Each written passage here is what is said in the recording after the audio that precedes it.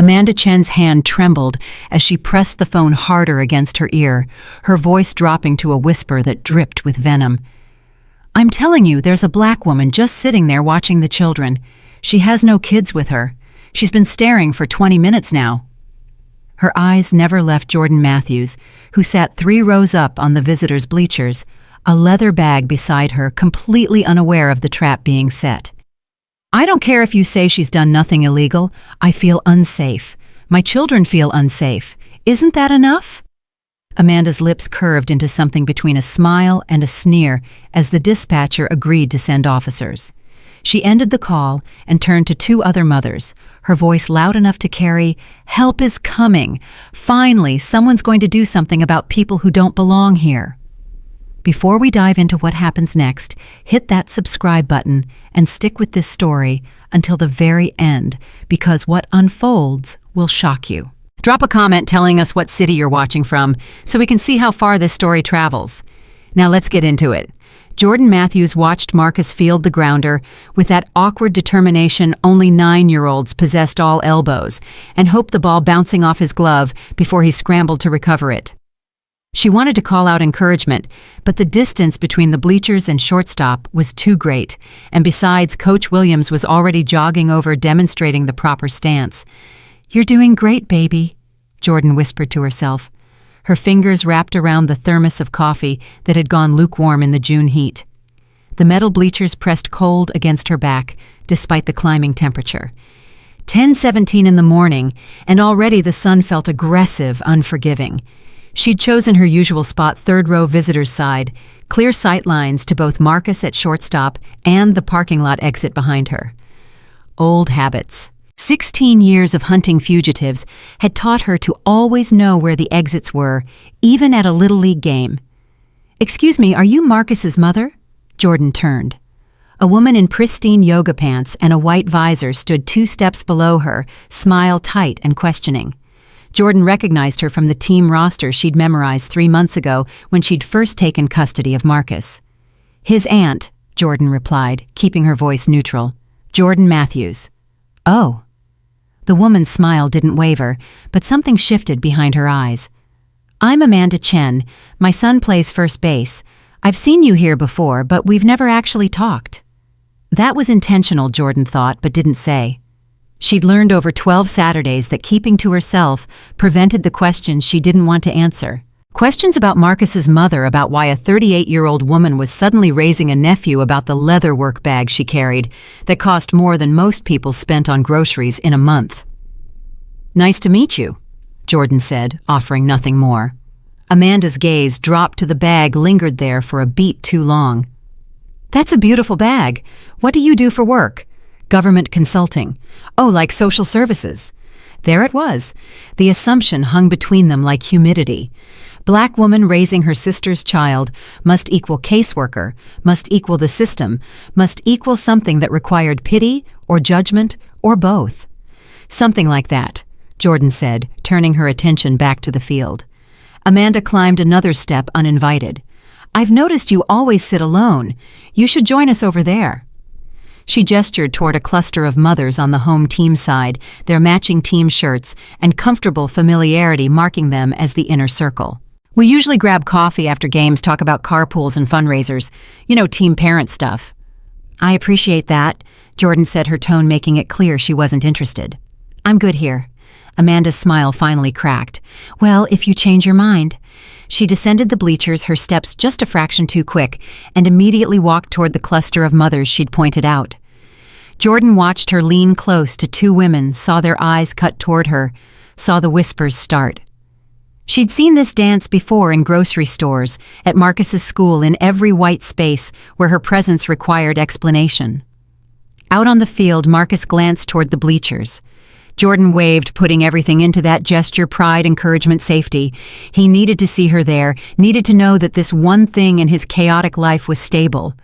His mother was 18 months into an 8-year sentence for possession with intent to distribute. Mandatory minimum, no room for a judge to consider that she'd been caught up in her boyfriend's operation.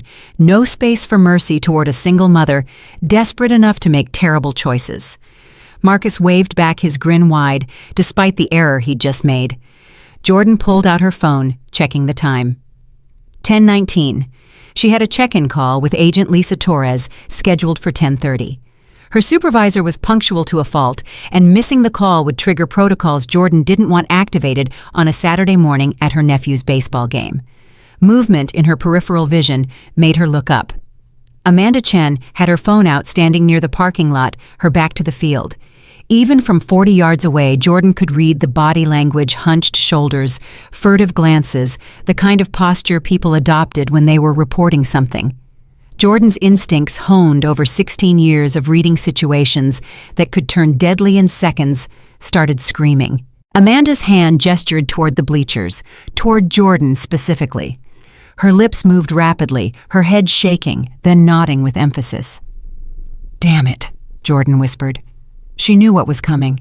She'd seen it happen to other black families at this park, heard the stories from parents at Marcus's school, suspicious person calls, loitering complaints, police rolling up to Little League games because someone felt uncomfortable with who was sitting in the bleachers. Jordan reached slowly for her bag, her fingers finding the small pen clipped to the inside pocket. It wasn't a pen. It was a recording device standard issue for undercover work, though she'd bought this particular model herself 3 years ago. Illinois was a one-party consent state. If she was part of the conversation, she could legally record it. She activated the device and clipped it to her shirt collar, the small LED indicator hidden against the dark fabric. Everything from this moment forward would be captured, uploaded in real time to 3 separate secure servers. Amanda finished her call and walked back toward the bleachers, her expression carefully neutral now. She didn't look at Jordan. That was the tell. People who'd just made innocent phone calls didn't avoid eye contact. They didn't carry that specific tension in their shoulders. Jordan checked her watch again. 10:21. If Amanda had called, the police response time to this park averaged 7 to 9 minutes. She'd timed it over the past 3 months, part of that automatic threat assessment that never turned off. "Coach, watch Marcus throw," one of the kids yelled from the outfield. Jordan forced herself to focus on her nephew.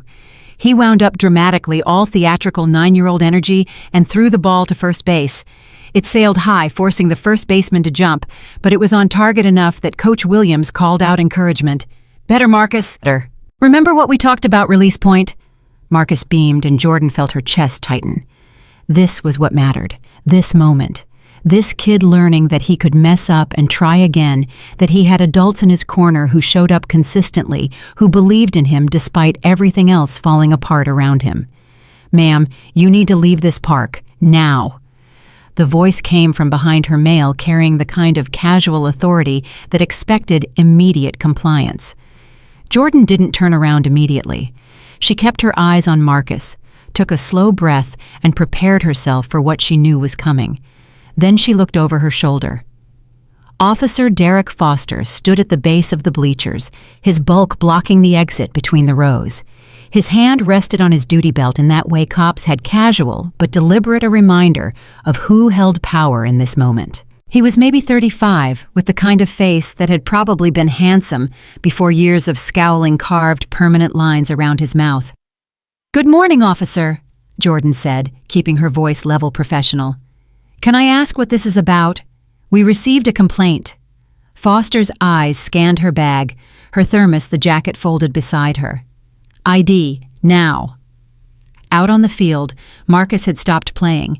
Even from 40 yards away, Jordan could see his smile falter, see him register that something was wrong. "Officer, I'm happy to cooperate," Jordan said, maintaining eye contact. "But I need to understand the basis for this stop." Foster's jaw tightened. "Loitering, park rules, no unaccompanied adults during children's activities." Jordan's eyes shifted to the yellow sign posted at the field entrance. She'd read it a dozen times over the past 3 months, memorized every word. "Officer, that sign specifies nighttime hours, 10 p.m. to 6 a.m. It's currently 10:22 in the morning. Don't get smart with me." Foster stepped closer, moving into what any tactical manual would identify as the intimidation zone. "ID, now." Jordan could hear phones clicking around her, parents recording. She kept her hands visible, moved slowly as she reached for her bag. I'm retrieving my wallet from my bag. My movements are slow and deliberate. I'm complying with your request." She was narrating her actions, creating an audio record that would contradict whatever report Foster filed later. She'd learned this from defense attorneys, from civil rights activists, from people who'd survived police encounters. By making their compliance so explicit, it couldn't be mischaracterized. Foster watched her with suspicious eyes as she pulled out her wallet, extracted her driver's license. Jordan noticed Amanda Chen standing near the concession stand, now her phone out recording. Two other mothers had moved closer, whispering behind their hands. Jordan handed Foster her license.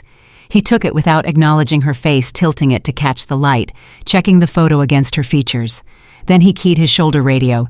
"Dispatch, I have a black female Jordan Matthews, age 38, at Riverside Park baseball field, running for wants and warrants." The words hit Jordan like a physical blow. Running her name through the system was standard for some stops, but saying it out loud, making sure everyone within 50 feet heard that the police were checking if she had a criminal record, that was theater. That was establishing narrative. That was making sure all the watching parents knew their discomfort had been validated, that this woman who sat alone and made them uncomfortable was being properly investigated. Officer Jordan said carefully, "I have a park permit confirmation on my phone. I'm listed as an authorized adult for the team. I can show you—" "Just the ID," Foster interrupted. "Keep your hands where I can see them." A second patrol car pulled into the lot. Sergeant Kevin Walsh emerged, older than Foster, maybe 50, with gray at his temples, and the kind of permanent scowl that came from 3 decades of believing everyone was lying to him. He walked with deliberate slowness, each step calculated to demonstrate that he had all the time in the world, and she had none. "What's the situation?" Walsh asked Foster, not looking at Jordan. "Suspicious person call." Subject initially questioned the legitimacy of the stop, now attempting to provide alternative explanations for her presence. Jordan's hands clenched. Initially questioned had replaced asked for clarification. Attempting to provide alternative explanations had replaced offered to show park permit. The truth was already being sanded down, reshaped, made to fit the story they needed to tell. Walsh finally looked at Jordan. "Ma'am, we're going to need you to come with us for questioning." "Am I being detained?" Jordan asked.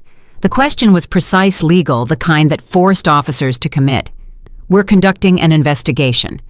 Walsh replied, his tone maddeningly neutral. "That's not an answer to my question. Am I free to leave?" Walsh and Foster exchanged a glance.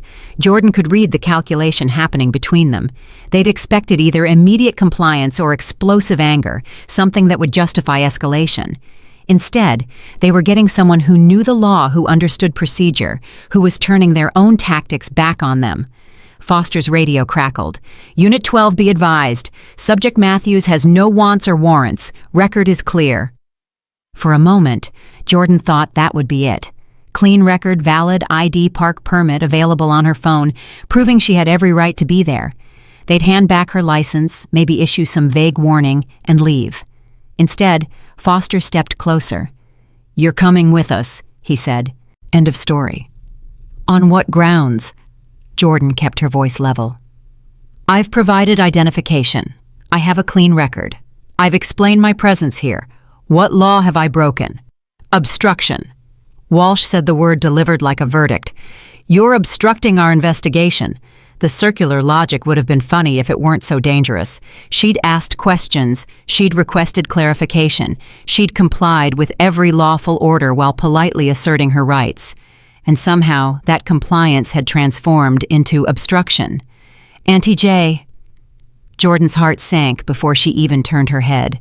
Marcus was running toward them, his cleats kicking up small clouds of dirt, his face twisted with confusion and fear. Coach Williams was jogging behind him, trying to catch up, but Marcus was faster powered by panic. "Auntie J, what's wrong? What's happening?" Jordan held up a hand, trying to stop him, to keep him away from this moment. But he was already there, breathless, looking between her and the officers, with eyes too wide, too scared. "It's okay, baby," Jordan said, forcing her voice to stay steady. "Just a misunderstanding. Go back to your team." "Son, this doesn't concern you," Walsh said to Marcus. "Go back to the field." Jordan's voice dropped to ice. "Don't speak to him." It was the first time real authority had leaked into her tone, the first crack in the careful civilian mask she'd been wearing. Foster heard it. His eyes narrowed, something in his posture shifting. "Ma'am, you need to come with us now. If you refuse, we'll place you under arrest." "For what crime?" Jordan asked again, her patience finally fraying. "I've broken no law. I've complied with every instruction. What specific statute am I violating?" "Resisting arrest." Foster said the circular logic laid bare without shame. Marcus grabbed Jordan's hand. "I don't understand. You didn't do anything wrong." "I know, baby." Jordan squeezed his fingers, her heart breaking at the lesson he was learning in real time. Sometimes that doesn't matter. Coach Williams finally reached them, slightly out of breath. "Officers, is there a problem? Jordan is one of our team parents. She's here every week. She's authorized." "Sir, step back," Walsh commanded. "This is police business." "I can vouch for her," Coach Williams insisted. "I have the team roster in my car. Her name is on the approved adult list. Step back."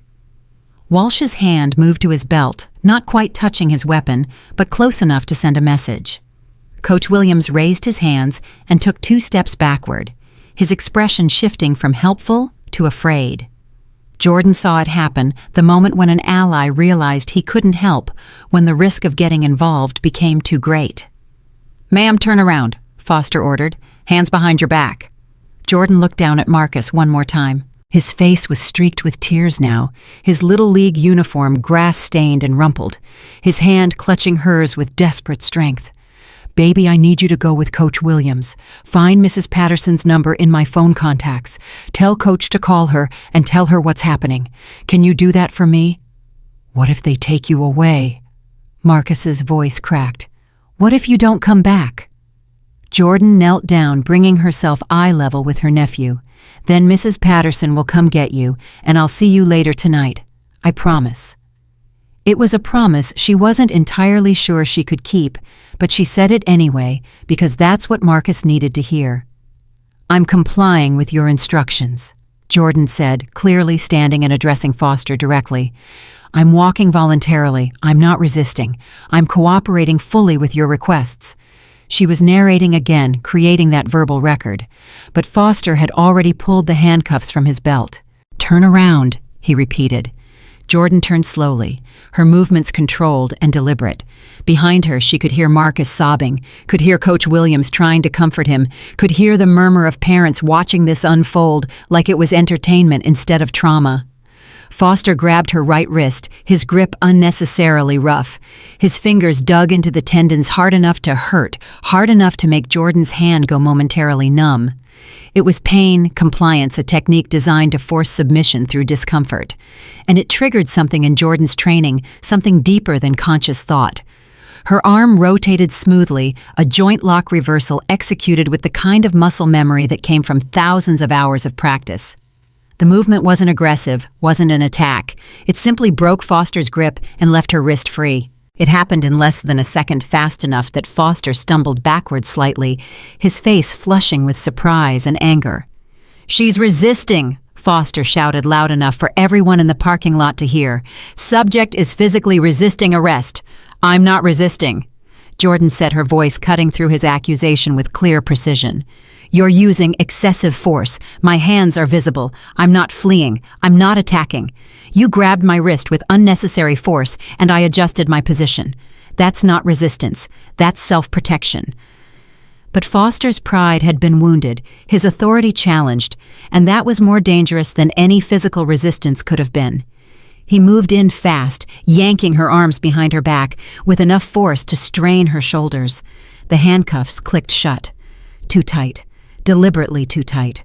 Jordan could feel the metal biting into her wrists, cutting off circulation. "These are too tight," she said clearly. "They're cutting off circulation. I'm requesting that they be loosened and that I receive a medical evaluation, on record."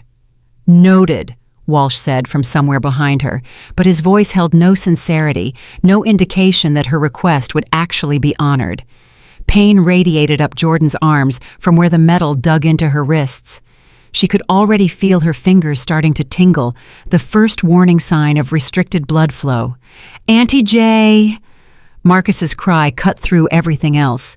"She didn't do anything. You can't take her. She was just watching me play." Jordan couldn't turn to look at him, couldn't acknowledge his pain without breaking the careful control she was maintaining. So she kept her eyes forward, kept her breathing steady, kept demonstrating the kind of composure that they apparently lacked. Foster's hand pressed between her shoulder blades, pushing her toward the patrol car. Jordan's mind was already working, already cataloging everything. The pain in her wrists documented in her verbal statement. The excessive force during handcuffing captured on her recording device. Foster's fabricated claim of resistance contradicted by her clear narration and the dozens of phones recording from the bleachers. They were building her case for her one violation at a time. As they walked across the parking lot, Jordan's phone buzzed in her pocket. She could feel it vibrating against her hip. 10:30. Agent Torres right on schedule. But Jordan couldn't answer, couldn't explain, couldn't activate the protocols that would bring federal attention to this situation. Not yet. "My phone is ringing," Jordan said. "I need to answer it." "Keep walking," Foster ordered. "Officer, it's my employer. They're expecting my call. If I don't answer, they'll assume something's wrong." Which was exactly true. Torres knew Jordan's Saturday routine, knew she was at Marcus's game, knew that missing a scheduled check-in meant either emergency or trouble. The U.S. Marshal Service didn't take silence lightly from their deputies. "You can call them back from the station," Walsh said from behind her. "This is a professional call," Jordan insisted. "I have a right to inform my employer of my location." "You have the right to remain silent," Foster said with a smirk. "Maybe exercise that one." The phone stopped buzzing. 5 seconds of silence.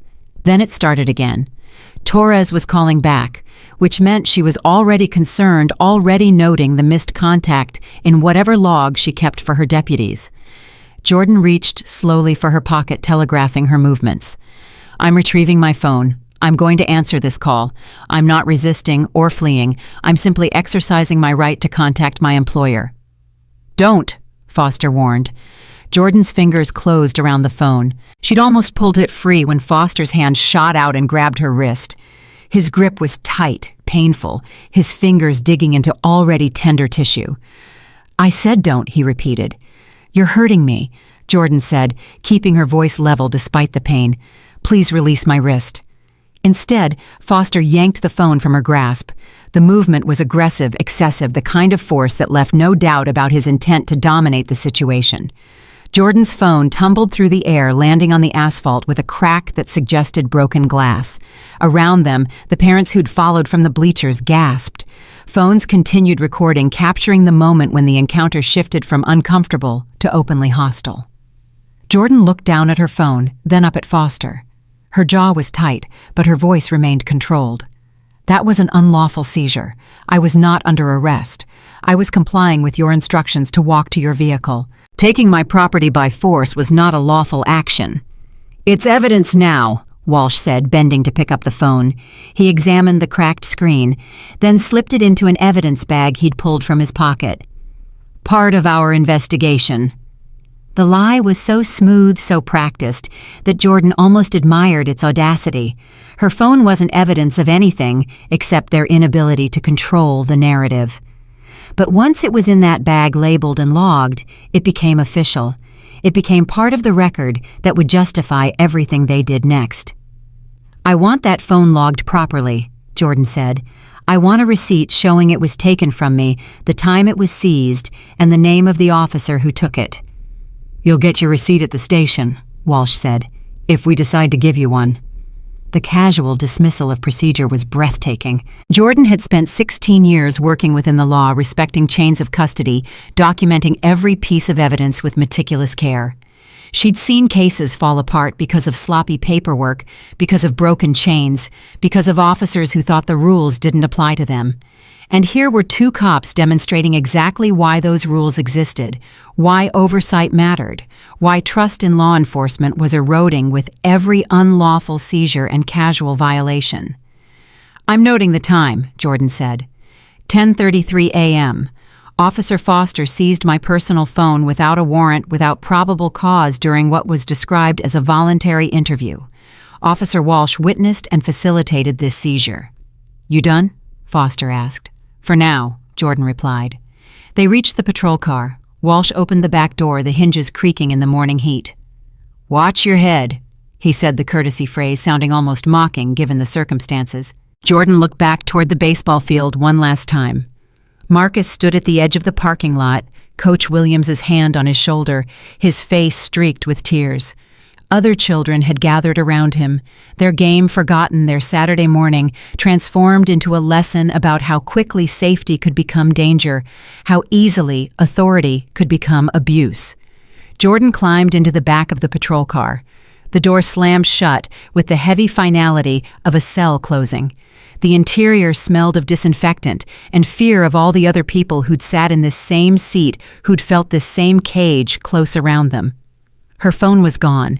Her ability to contact Torres to alert the Marshal Service to document what was happening all gone. But she'd been in worse situations. She'd been held by drug cartels who wanted to trade her for their captured associates. She'd been in buildings that were about to be raided by rival gangs.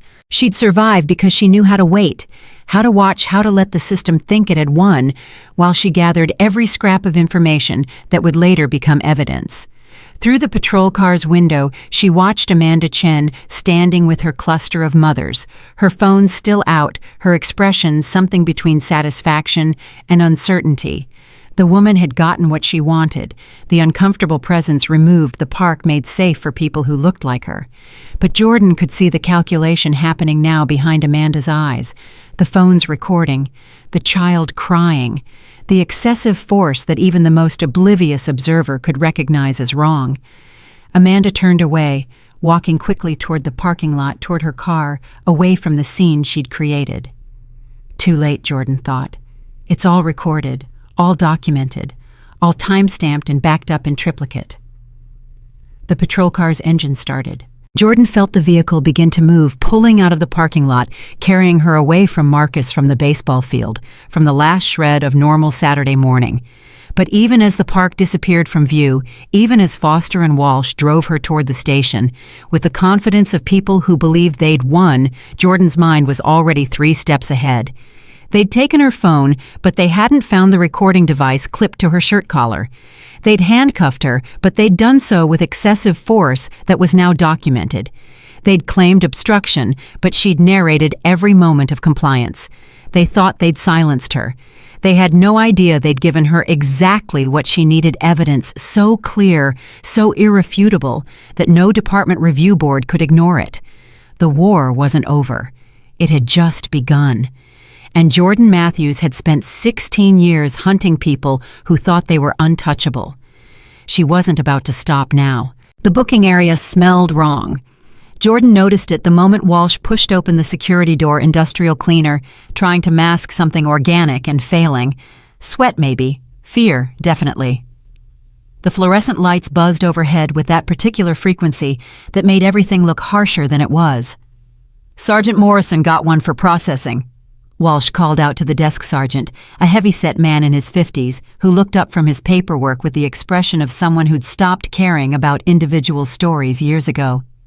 "Voluntary or detained?" Morrison asked, not looking at Jordan. "Obstruction charge," Walsh replied. "Subject needs full processing." Jordan's jaw tightened.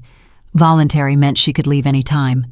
Processing meant fingerprints, photographs, and a record that would follow her regardless of whether charges were ever filed. "Ma'am, empty your pockets," Morrison said, sliding a plastic tray across the counter. "Everything. Keys, wallet, jewelry, everything." Jordan complied, moving slowly despite the continued bite of the too tight handcuffs. Her keys clinked into the tray. Her wallet followed. She had nothing else. Her phone was already in Walsh's evidence bag, her freedom already compromised. "The bag, too," Foster said from behind her. Jordan's leather work bag sat on the counter where Foster had placed it. Morrison unzipped it with practiced efficiency, his hands moving through the contents. Phone charger, notepad, pens, protein bar, sunglasses. His fingers touched something in the interior compartment and paused. "What's this?" Morrison pulled out the leather credential case, holding it up to the light. "Personal item," Jordan said, keeping her voice neutral. Morrison opened the case. His expression changed immediately. The gold star gleamed under the fluorescent lights, impossible to miss, impossible to misinterpret.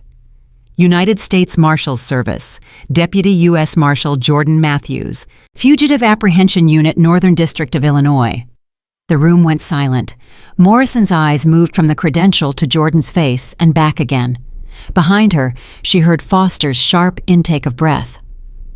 "You're a federal agent," Morrison said carefully. "Deputy U.S. Marshal, 16 years of service." Jordan watched his face, saw the calculations happening. Top secret clearance, over 300 federal warrants served, 47 court testimonies, spotless record. Walsh moved closer, looking over Morrison's shoulder at the credential case. Jordan saw the exact moment comprehension hit him, the way his jaw tightened, the way his hand moved unconsciously to his collar, as if his uniform had suddenly become too tight. "Why didn't you identify yourself at the park?" Morrison asked. "I wasn't required to," Jordan replied. "I wasn't on duty. I was attending my nephew's baseball game as a civilian. I committed no crime. I had no obligation to present federal credentials during an unlawful stop." "She never mentioned it." Foster interjected, his voice defensive. "She let us bring her in without saying anything." "Because I was documenting your violations," Jordan said, turning to look at him directly. "Every unlawful order, every procedural error, every excessive use of force, I was collecting evidence." Morrison set down the credential case with exaggerated care, as if it might explode. "I need to call Captain Richardson." "You need to release me," Jordan corrected, "immediately. And you need to log that credential case properly because I notice you haven't documented it yet." Morrison's face flushed. The credential case sat on the counter visible, but not yet entered into any official record, as if pretending it didn't exist would somehow make the problem disappear. "Get Captain Richardson on the phone," Walsh ordered. "Now." While Morrison dialed, Jordan noticed a young officer standing near the evidence locker. He couldn't have been more than 25, his uniform still crisp with newness, his face troubled in a way that suggested his idealism hadn't been completely beaten out of him yet. "Officer," Jordan called out to him. "What's your name?" "Ramos," he replied automatically, then seemed to catch himself. "Officer Tyler Ramos." "Officer Ramos, I need you to witness something. Sergeant Morrison has not logged my federal credentials into evidence. The time is now 10:47 a.m. That's a deliberate omission from the record." Ramos glanced at Morrison, then at the credential case sitting undocumented on the counter. "Sergeant, shouldn't we—" "Stay out of this, Ramos," Morrison snapped. But Ramos pulled out his notebook anyway, writing something down. Jordan filed that away, a potential ally, or at least someone who might tell the truth when questioned later. Morrison hung up the phone. "Captain's on her way. ETA 15 minutes. "I want to make a phone call," Jordan said. "I'm entitled to contact my attorney." "After processing," Walsh replied. "I'm invoking my right to remain silent," Jordan stated clearly. "I request an attorney. I do not consent to any searches of my person or property beyond what is necessary for safety during booking." The Miranda warnings delivered perfectly, without hesitation. Foster stared at her with an expression that mixed suspicion with genuine unease. "How the hell do you know all that?" he muttered. Jordan said nothing. She'd already invoked her right to silence, but the question hung in the air, adding to the growing list of things about her that didn't fit their narrative. From somewhere deeper in the station, Jordan heard raised voices. A woman's voice, sharp with authority, demanding answers. Mrs. Patterson had arrived. "I have a 9-year-old boy whose legal guardian has been arrested, Mrs." Patterson's voice carried down the hallway. "I need to know the charges, and I need to know them now. That child is in my car without supervision, terrified that his aunt isn't coming back." Jordan's chest tightened. Marcus. She'd told him to call Mrs. Patterson, but she hadn't wanted him to have to wait. Hadn't wanted him to spend even 1 minute experiencing the same abandonment fear he'd felt when his mother went to prison. "Ma'am, we're processing the suspect," another officer was saying. "You'll need to wait." "That suspect is a legal guardian with a child in state custody," Mrs. Patterson interrupted. "You don't get to take your time while a minor is in crisis. Where is she?" The booking area door opened and Mrs. Patterson strode in her professional composure, barely masking fury. She was in her mid-50s, had been a caseworker for 23 years, and had seen enough department failures to know exactly when the system was breaking its own rules. Her eyes found Jordan immediately. "Are you hurt?" "The handcuffs were applied with excessive force," Jordan replied. "I've documented verbal complaints about circulation restriction. No medical evaluation has been provided despite my requests." Mrs. Patterson turned to Morrison. "Remove those handcuffs. Now." "Ma'am, she's in custody." "She's been in custody for 47 minutes according to my timeline," Mrs. Patterson interrupted. "She's complained of injury. You're required to provide medical evaluation.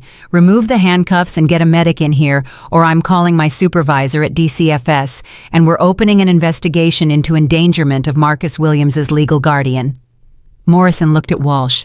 Walsh hesitated, then nodded. Morrison produced keys and approached Jordan cautiously, as if she might suddenly attack despite having shown nothing but compliance for the past hour. The handcuffs clicked open. Blood rushed back into Jordan's hands with painful intensity, pins and needles radiating through her fingers. She flexed her wrists carefully, noting the deep red marks where the metal had bitten into skin. "Photograph those injuries," Mrs. Patterson told Ramos, who was still standing nearby with his notebook.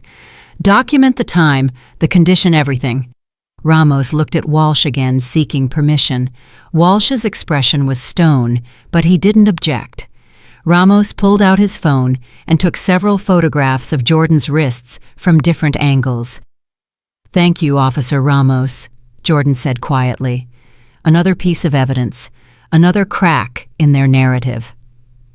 The station's front entrance opened again. Agent Lisa Torres walked in with the kind of controlled fury that came from 16 years of dealing with local departments who didn't respect federal jurisdiction. She was 42, Latina, and had risen through the Marshal Service by being smarter and tougher than everyone who'd tried to hold her back. "Where's my deputy?" Torres demanded, her voice cutting through every conversation in the booking area. Morrison stood up straighter. "Ma'am, who are you?" Torres pulled out her credentials, holding them up so everyone could see the gold star. "Supervisory Deputy U.S. Marshal Lisa Torres. Where is Deputy Jordan Matthews, and why wasn't I notified immediately that a federal officer was in custody?" "We just discovered her employment," Walsh started. "You discovered it 47 minutes ago," Torres interrupted.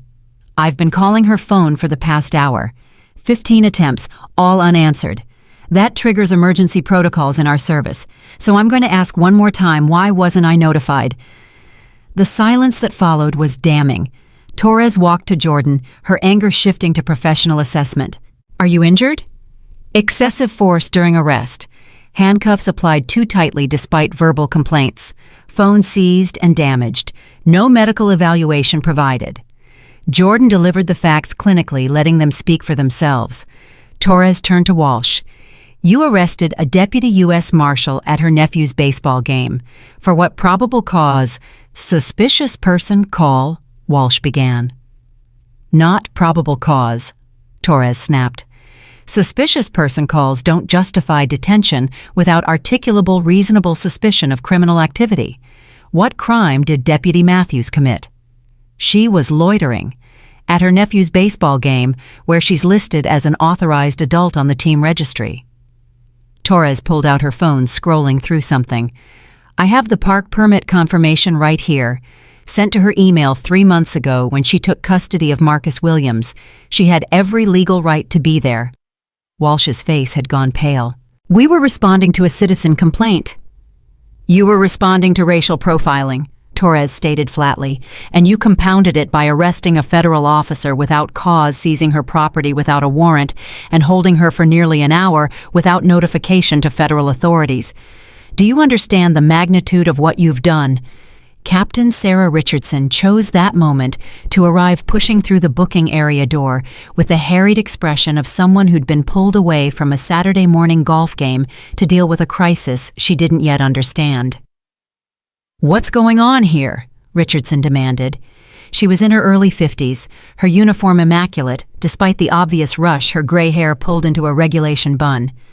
Torres turned to face her. Captain Richardson, I'm Supervisory Deputy Marshal Torres. Your officers have arrested one of my deputies without probable cause.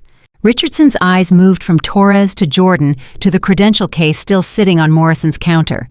Deputy Matthews, is this true? Yes, Captain, Jordan replied. I was detained at Riverside Park while attending my nephew's Little League game. I was handcuffed with excessive force, my phone was seized and damaged, and I was held for 53 minutes without notification to federal authorities, despite your officers discovering my credentials during booking. Richardson picked up the credential case, examining it with the practiced eye of someone who'd spent 30 years in law enforcement. She knew what a federal credential looked like. She knew the weight of it, the implications of it. Why didn't you identify yourself at the park? Richardson asked. I wasn't required to captain. I wasn't engaged in criminal activity. I was exercising my rights as a civilian. Your officers had no legal basis for the stop. Richardson looked at Walsh and Foster, both of whom suddenly found the floor fascinating. Gentlemen, step outside. Now. They left without argument, and Jordan knew what was happening in that hallway.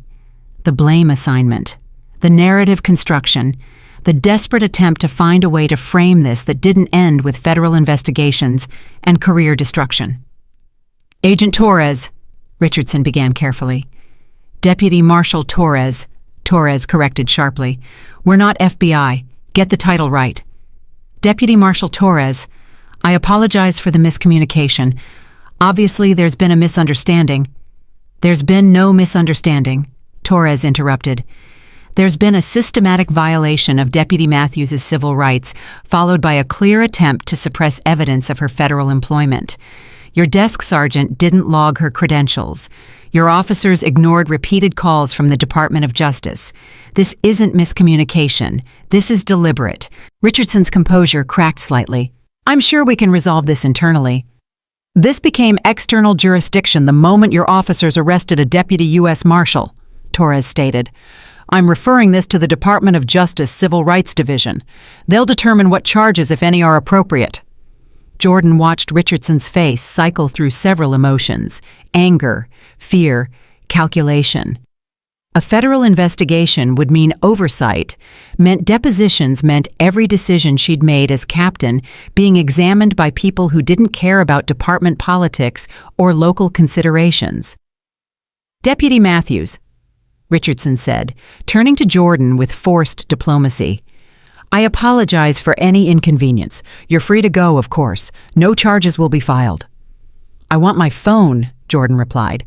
I want copies of all reports filed regarding my detention. I want body camera footage from all responding officers. I want the 911 call that initiated this response. And I want everything logged and time-stamped according to federal evidence standards. That's an extensive request. That's a legal requirement, Torres interjected.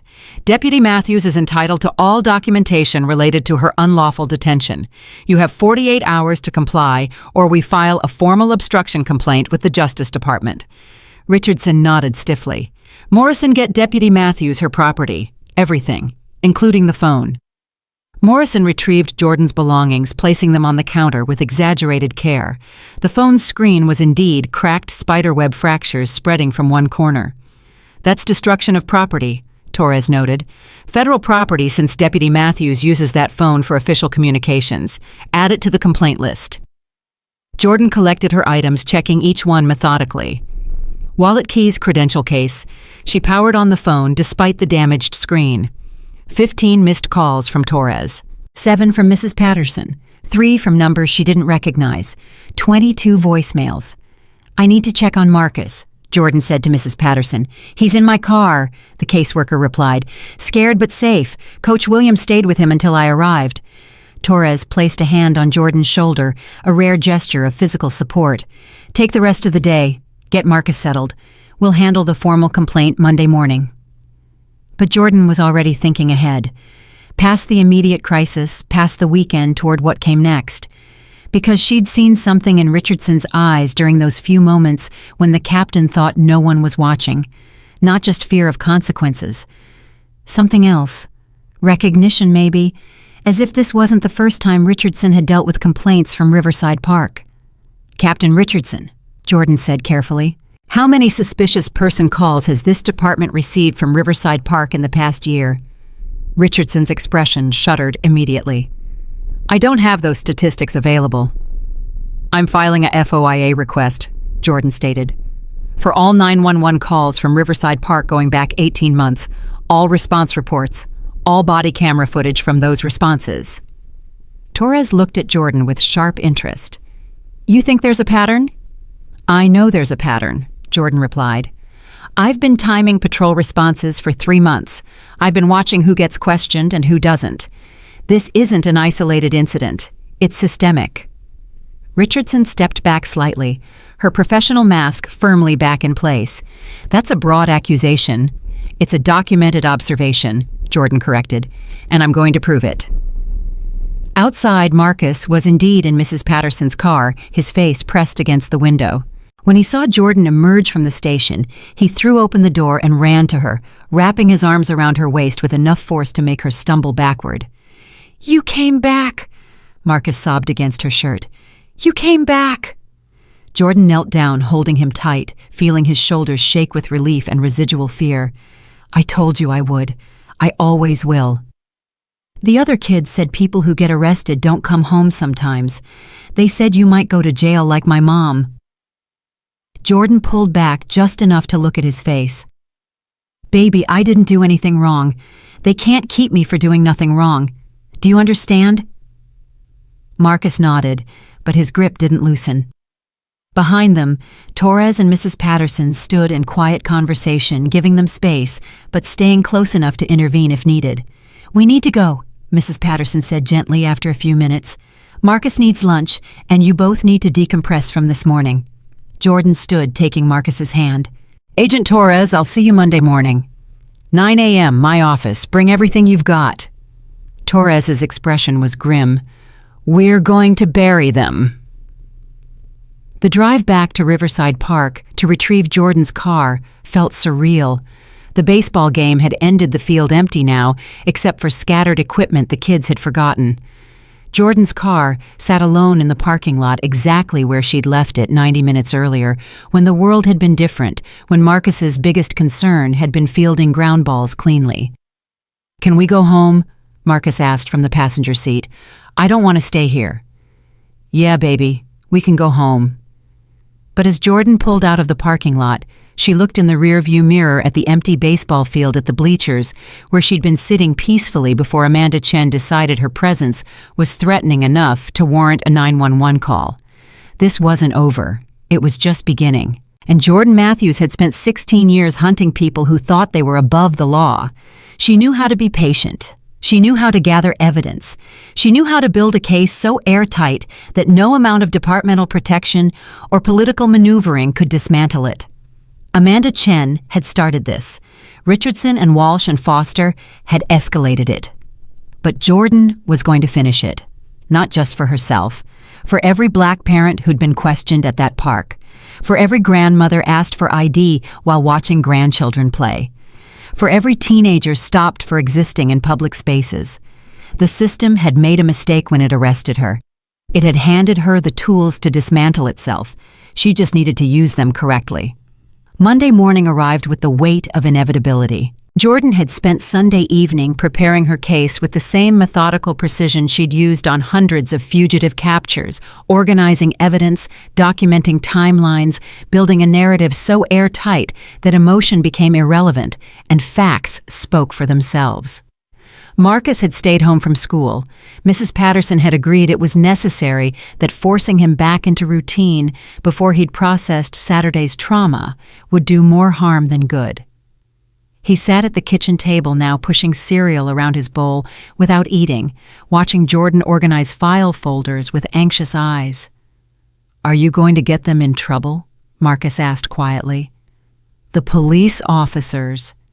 Jordan looked up from the documents spread across her kitchen counter. "I'm going to hold them accountable. There's a difference." "What's the difference?" "Accountability means making sure they can't do this to anyone else," Jordan explained. "Trouble is just punishment. Accountability is change." Marcus absorbed this with the seriousness of a child who'd learned too young that the world operated on rules that weren't always fair. The other kids at practice said their parents think you should have just shown your badge. Jordan's hands stilled on the papers. And what do you think? I think you shouldn't have had to, Marcus said, his voice small but certain. You weren't doing anything wrong. No, baby, I wasn't. Jordan walked over and kissed the top of his head. Mrs. Patterson will be here in 20 minutes to stay with you. I need you to be good for her, okay? How long will you be gone? As long as it takes. The U.S. Marshal's Service office occupied the 14th floor of the federal building downtown, all bulletproof glass and security checkpoints that made regular citizens nervous. Jordan badged through with practiced ease, her credential case clipped to her belt, where it belonged, visible to anyone who cared to look. Agent Torres was waiting in her office door, already open, coffee already brewing. She looked up when Jordan entered, her expression shifting from professional courtesy to genuine concern. How's Marcus? Traumatized but resilient, Jordan replied, setting her bag on the conference table. He's asking questions I don't have good answers for yet. Kids always do. Torres poured 2 cups of coffee black for both of them. Talk me through everything. Start from the beginning. Jordan pulled out the small recording device, the one that looked like an ordinary pen.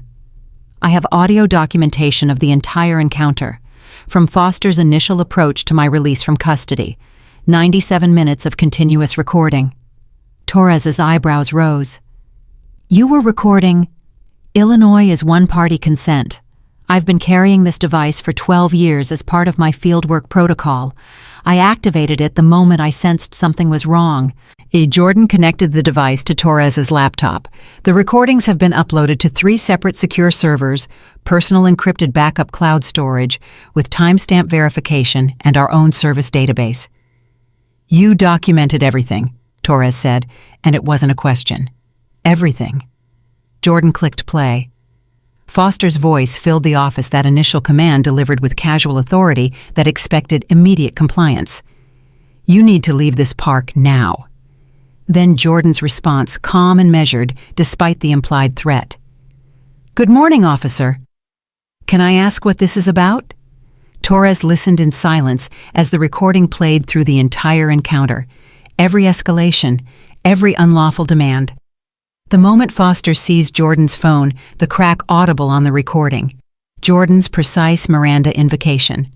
Foster's muttered question that revealed how unexpected her knowledge was. When the recording ended, 23 minutes later, Jordan had edited it down to just the critical moments. Torres sat back in her chair with the expression of someone calculating exactly how many federal violations she'd just heard. That's textbook civil rights abuse, Torres said. Unlawful detention, excessive force evidence suppression, failure to notify federal authorities. We've got them on at least 4 federal statutes. It gets better, Jordan replied, pulling out another folder. I filed a FOIA request Saturday afternoon, expedited processing because I'm law enforcement requesting records related to civil rights violations. The city clerk's office sent the preliminary data Sunday evening. She spread the documents across the conference table. Spreadsheets, call logs, dispatch records, 18 months of 911 calls from Riverside Park, all organized by date time, caller description, and response outcome. 47 suspicious person calls in 18 months, Jordan said, pointing to the summary page. 43 of them describe Black individuals. That's 91%. The remaining 4 describe Latino subjects. 0 calls about white people. Torres leaned forward, scanning the data. What were the outcomes? 38 dismissed as unfounded after investigation. No criminal activity, no threatening behavior, just people existing in a public park. Jordan flipped to another page. Of the remaining 8 resulted in warnings for vague violations like loitering during daytime hours. Only 1 resulted in arrest mine. Who's making these calls? Jordan pulled out another document. This one showing caller data she'd cross-referenced against public records. 12 different callers total, but 3 names appear repeatedly. Amanda Chen, 17 calls. Patricia Morrison, 14 calls. David Hayes, 11 calls. Between them, they account for 42 of the 47 calls, 89%. Torres whistled low. That's coordination. That's not random concerned citizens. That's targeted harassment. It's weaponized 911 calls, Jordan corrected. And look at this. She pulled up another document on her tablet, a city contract dated 14 months earlier. Safe Neighbor Patrol, private security firm contracted by the city to provide supplementary coverage for public parks. Let me guess, Torres said. They're paid per incident. Per response call. Standard rate is $350 per dispatch. They've billed the city over $60,000 in the past year from Riverside Park alone. Jordan pulled up the company registration. Safe Neighbor Patrol is owned by Councilman Richard Hayes. Torres went very still. The David Hayes making 11 calls is related to the councilman. His son, 26 years old, lives 3 blocks from the park. Jordan pulled up social media profiles' Facebook posts showing David Hayes at city council meetings standing beside his father wearing Safe Neighbor Patrol uniforms at community events. The business increased response rates by 340% after the contract was signed. Before January of last year, Riverside Park averaged 8 calls per month. After the contract, it jumped to 27 per month. They're manufacturing incidents to justify billing, Torres said, her voice hard with controlled anger. This isn't just racial profiling, it's fraud, it's racketeering. It's a profit scheme built on harassment. Jordan pulled out her phone, showing Torres the text message she'd received Saturday night. Unknown number. The message that had made her sleep with her service weapon on the nightstand. They know you have the audit. Watch your back. Torres read it twice. You reported this. I documented it. Screenshot timestamp phone records showing incoming number. The number's been disconnected now, burner phone, but someone inside knew I'd requested those records before they were even delivered. Inside the department or inside City Hall? Either. Both. Jordan pulled out one more document, this one printed from body cam footage requests. I asked for Foster's body-worn camera footage. Standard protocol should be available within 72 hours. The department claims technical glitch. 10 minutes of footage is missing, specifically the 10 minutes after Foster and Walsh discovered my credentials. Torres's expression darkened. Evidence destruction. Evidence that would prove they knew I was federal and chose to suppress it, Jordan confirmed.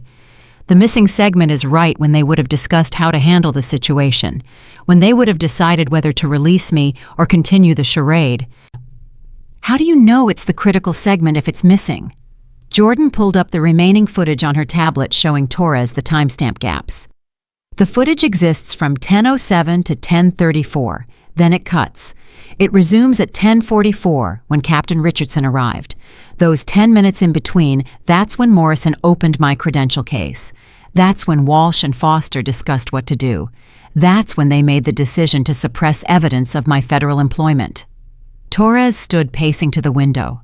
Below, the city spread out in morning sunlight, all steel and glass, and the illusion of order. This is bigger than a wrongful arrest. This is systematic. This is corruption. This is 6 city parks, Jordan said quietly. I cross-referenced Safe Neighbor Patrol's billing records with 911 call data. Riverside isn't unique. Oakwood Park, Greenfield Commons, Liberty Fields, Westside Recreation, Martin Luther King, Memorial, all showing the same pattern. Increased calls targeting people of color. Billing increases correlating with call volume. Hayes' company is bleeding the city budget while harassing Black and Latino families out of public spaces. You built this case in 48 hours. Torres said something like awe in her voice. I've been building it for 3 months. I just didn't know what I was building until Saturday. Jordan closed the folders, stacking them with deliberate precision. Every Saturday at Marcus's game, I was documenting, timing patrol responses, noting who got questioned, recording patterns. I knew something was wrong. I just didn't have the catalyst to prove it. And then they arrested you. And then they handed me everything I needed. Jordan met Torres's eyes. They thought they were silencing a problem. They created an investigator with federal authority and a personal stake in exposing them. Torres returned to the table, spreading the documents out again, seeing them with new appreciation. We need to bring this to the U.S. Attorney's Office, Civil Rights Division. This is federal prosecution territory. I want to go public first, Jordan said. Jordan, that could compromise. It could also prevent it from being buried. Jordan pulled up her tablet again, showing Torres the city council meeting schedule. Public comment session, Wednesday night, open forum. Anyone can speak. I'm going to present this evidence in front of the council, in front of press, in front of the community. I'm going to make it impossible to ignore. The department will push back hard. Hayes has political connections. Richardson will close ranks to protect her officers. You're picking a fight with people who have resources and motivation to destroy you. They already tried, Jordan replied. Saturday morning. They tried to humiliate me, to intimidate me, to make me small enough that I'd just disappear. Instead, they gave me a platform. They gave me evidence. They gave me federal protection and the moral authority of someone who was wronged, while doing nothing more threatening than watching her nephew play baseball. Torres was quiet for a long moment, studying Jordan with the expression of someone who'd worked with her long enough to know that once Jordan Matthews decided on a course of action, very little could dissuade her. You know this will get ugly. It's already ugly. I'm just making it visible. And Marcus? He's already been through trauma. This will put him back in the spotlight. Jordan's expression tightened. Marcus needs to see that fighting back is possible. He needs to see that his aunt doesn't back down when people try to make her disappear. Yes, it'll be hard. Yes, he'll be exposed to things I'd rather shield him from. But teaching him to accept injustice quietly would be worse. Torres nodded slowly. Okay. I'll contact the U.S. Attorney, let them know what you're planning. We'll coordinate so the federal investigation doesn't get compromised by public disclosure. But Jordan... She paused, making sure Jordan was fully listening. Once you do this, there's no taking it back. Your face will be on the news. Your story will be public. Every decision you've made will be scrutinized. They'll dig into your background, Marcus's situation, your sister's conviction. They'll look for anything to discredit you. Let them look, Jordan replied. My record is clean. My sister's conviction is unjust but legal. Marcus is thriving despite circumstances designed to break him. I'm not afraid of scrutiny. I'm afraid of silence. The meeting with the U.S. Attorney happened Tuesday afternoon in a conference room that smelled of expensive wood polish and the weight of federal authority. Assistant U.S. Attorney Michael Chen, no relation to Amanda, was 48 Korean American and had built his reputation on corruption cases that other prosecutors considered too politically sensitive to touch. He listened to Jordan's presentation without interruption, occasionally making notes, his expression giving away nothing. When she finished, he sat back in his leather chair and studied her for a long moment. This is solid work, he finally said. Better than half the cases my investigators bring me. You've documented pattern and practice, established financial motivation, connected individual incidents to systematic discrimination. The recording alone is prosecutable. Add the FOIA data and Hayes's billing records, and we've got racketeering under RICO statutes. So you'll prosecute, Jordan said. I'll investigate, Chen corrected. Prosecution requires grand jury indictments, requires testimony, requires time. Federal cases move slowly by design. While they continue harassing families, while Hayes continues billing the city, while Foster and Walsh face no consequences. While we build an airtight case that survives appeals and results in convictions rather than acquittals on technicalities. Chen replied, his voice firm but not unkind. I understand your frustration, Deputy Matthews, but justice isn't always swift. Sometimes it's just thorough. Jordan leaned forward, holding his gaze. I'm going public Wednesday night. City Council meeting. I'm presenting this evidence in open forum. Chen's expression didn't change, but something flickered behind his eyes. Calculation. Assessment. That could complicate federal proceedings. Or it could prevent them from being buried under political pressure and departmental protection, Jordan countered. You said yourself this is politically sensitive. How long before Hayes's connections convince someone that prosecution isn't worth the trouble? How long before Richardson retires with full pension and Foster gets transferred instead of prosecuted? "You're worried about institutional protection," Chen said. "I've seen it happen. I've worked law enforcement for 16 years. I know how departments close ranks. I know how prosecutors calculate political cost versus conviction likelihood. I know how justice becomes negotiable when powerful people are threatened." Chen stood walking to the window with the same restless energy Torres had shown. If you go public, you become the story. The narrative shifts from systematic abuse to one woman's grievance. They'll make it about you, your credibility, your motivations, whether you have an agenda beyond justice. "I am the story," Jordan said. "I'm the federal officer they arrested. I'm the aunt watching her nephew play baseball. I'm the black woman who made Amanda Chen uncomfortable enough to weaponize 911. Making it personal doesn't weaken the case. It strengthens it by giving the data a human face. It also puts a target on your back." The target's already there. Saturday morning. The anonymous threats Saturday night. The missing body cam footage. They've already declared war. I'm just choosing to fight back publicly instead of quietly. Chen turned from the window, his expression shifting to something like respect. "You're not going to back down?" "No, sir, I'm not." "Then I'll coordinate with Torres. We'll monitor Wednesday's council meeting. If anything you say Wednesday compromises our investigation, we'll need to discuss parameters. But Deputy Matthews," he paused, choosing his words carefully, "sometimes the people who expose corruption pay higher prices than the people who perpetrate it. Make sure you're prepared for that cost." "I've been paying costs since Saturday morning," Jordan replied. "When Marcus watched me get arrested for existing in a public park. When he learned that his aunt's federal badge doesn't protect her from being treated like a threat. That cost is already paid. Everything from here is just collection." Wednesday evening arrived with television vans already parked outside City Hall. News of a federal officer planning to present evidence at the public comment session had spread through social media and activist networks, transforming what would normally be a sparsely attended council meeting into something resembling a town hall reckoning. Jordan arrived with Torres and Mrs. Patterson Marcus between them, holding both their hands.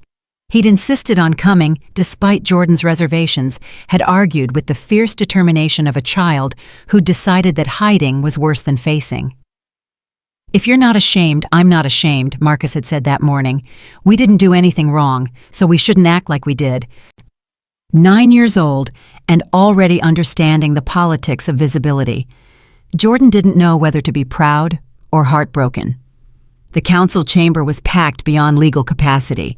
Every seat filled, people standing along the walls, overflow crowd gathering in the hallway outside. Jordan recognized faces from Riverside Park parents who'd watched her arrest, who'd recorded it on their phones, who'd gone home and had to explain to their children why police had taken away Marcus's aunt. She also recognized faces she'd only seen in FOIA documents. Amanda Chen sat in the third row, her expression carefully neutral, but her posture rigid with defensive tension. Patricia Morrison and David Hayes clustered nearby, all three of the primary callers sitting together as if proximity provided protection. Councilman Richard Hayes sat on the elevated platform with the other council members, his expression professionally blank, but Jordan noticed how his fingers tapped against his leather portfolio. Nervous energy trying to pass as routine impatience. Mayor Thompson called the meeting to order at 7 sharp, his voice carrying performative authority as he worked through routine business. Zoning variances, budget amendments, proclamations declaring weeks dedicated to various causes. The machinery of local government grinding through motions while the crowd waited with increasing restlessness for what they'd actually come to see. Finally, 43 minutes into the meeting, Thompson said the words Jordan had been waiting for. "We'll now open the floor for public comment. First speaker is Amanda Chen." Amanda approached the microphone with a confidence that surprised Jordan. No shame in her posture, no acknowledgement that her phone call had sparked federal investigations, just the same entitled certainty she'd displayed Saturday morning when she'd decided Jordan's presence required police intervention. "Thank you, Mayor Thompson," Amanda began, her voice steady. "I called the police to Riverside Park on Saturday because I was concerned for the safety of the children. We've had issues at that park, suspicious people concerning behavior. When I saw an unfamiliar woman sitting alone watching the field, no children with her, I did what any responsible community member would do. I reported a potential threat." Murmurs rippled through the crowd. Someone called out, "What threat?" Another voice louder, "Being black isn't suspicious." Thompson banged his gavel. "Order, please, let the speaker finish." Amanda continued, her voice gaining strength from the interruptions. "I don't care what anyone says, safety comes first. If that makes me uncomfortable, so be it. I'd rather be called overly cautious than ignore warning signs and have something terrible happen." The police responded appropriately to a legitimate concern. She returned to her seat to scattered applause from her section of the room. Jordan noticed how carefully Amanda avoided looking in her direction, how her hands trembled slightly, despite the bravado. "Next speaker," Thompson said, consulting his list. "Jordan Matthews." The crowd went completely silent as Jordan stood. She felt Marcus's hand squeeze hers once before releasing felt Torres's steady presence at her back. Then she walked to the microphone alone, carrying only her tablet and the weight of everything this moment represented. She looked out at the assembled crowd, at the cameras recording at the council members, watching with various degrees of interest and apprehension at Amanda Chen trying to maintain her mask of righteousness. "My name is Jordan Matthews." She began, her voice carrying natural authority that needed no amplification. "I'm a deputy U.S. Marshal. For 16 years, I've tracked fugitives, protected witnesses, and served high-risk warrants. I've been shot at. I've faced armed criminals. I've worked cases where one wrong move meant death." She paused, letting her credentials settle into the room's consciousness, establishing that she wasn't some random civilian who didn't understand law enforcement realities. "But nothing prepared me for my nephew's face when I was arrested for watching him play baseball." Jordan activated her tablet, and the recording began to play through the chamber's sound system. Foster's voice filled the room with that initial command, "You need to leave this park now." Then her response, "Good morning, officer. Can I ask what this is about?" The chamber listened in growing silence as the encounter played out. Every unlawful escalation, every calm request for clarification, met with aggression. The moment Foster seized her phone, the crack audible to everyone in the room. Her precise Miranda invocation delivered with professional competence that made it impossible to characterize her as confused or uncooperative. When the recording ended, Jordan let the silence hang for 3 full seconds before speaking again. "That recording proves that Officer Foster approached me without reasonable suspicion, that I remained calm and compliant throughout, that I committed no crime and violated no law, that everything in the police report about my behavior is false." She pulled up the next document on her tablet, the spreadsheet she'd built from FOIA data. "But this isn't just about me. This is about 47 suspicious person calls to Riverside Park in 18 months, 91% targeting black individuals, 89% dismissed as unfounded after investigation." The statistics appeared on the chamber's main screen, impossible to ignore or misinterpret. 3 callers made 42 of those calls. Amanda Chen 17 times, Patricia Morrison 14 times, David Hayes 11 times. They've weaponized 911, turned public safety resources into tools of harassment, made public parks unsafe for black families by ensuring police question our right to exist in them. Jordan's eyes found Amanda in the crowd. "You said you felt unsafe, Ms. Chen. You said I was suspicious for sitting alone for watching children who weren't mine. Let me tell you what's suspicious calling the police 17 times in 18 months about people who are doing nothing illegal. That's not safety consciousness. That's obsession. That's harassment." She pulled up the next document before Amanda could respond. "And then there's the money." The city contract with Safe Neighbor Patrol appeared on screen, billing records highlighted in yellow. Safe Neighbor Patrol is owned by Councilman Richard Hayes. His company bills the city $350 per response call. They've collected over $60,000 from Riverside Park alone in the past year. Before this contract was signed, the park averaged 8 calls per month. After the contract, 27 per month, a 340% increase. Jordan looked directly at Councilman Hayes on the platform. You're profiting from racial profiling. Every false call, every harassment of black families, every officer responding to baseless complaints generates revenue for your company. You have a financial incentive to keep the calls coming. You've turned discrimination into a business model." The chamber erupted.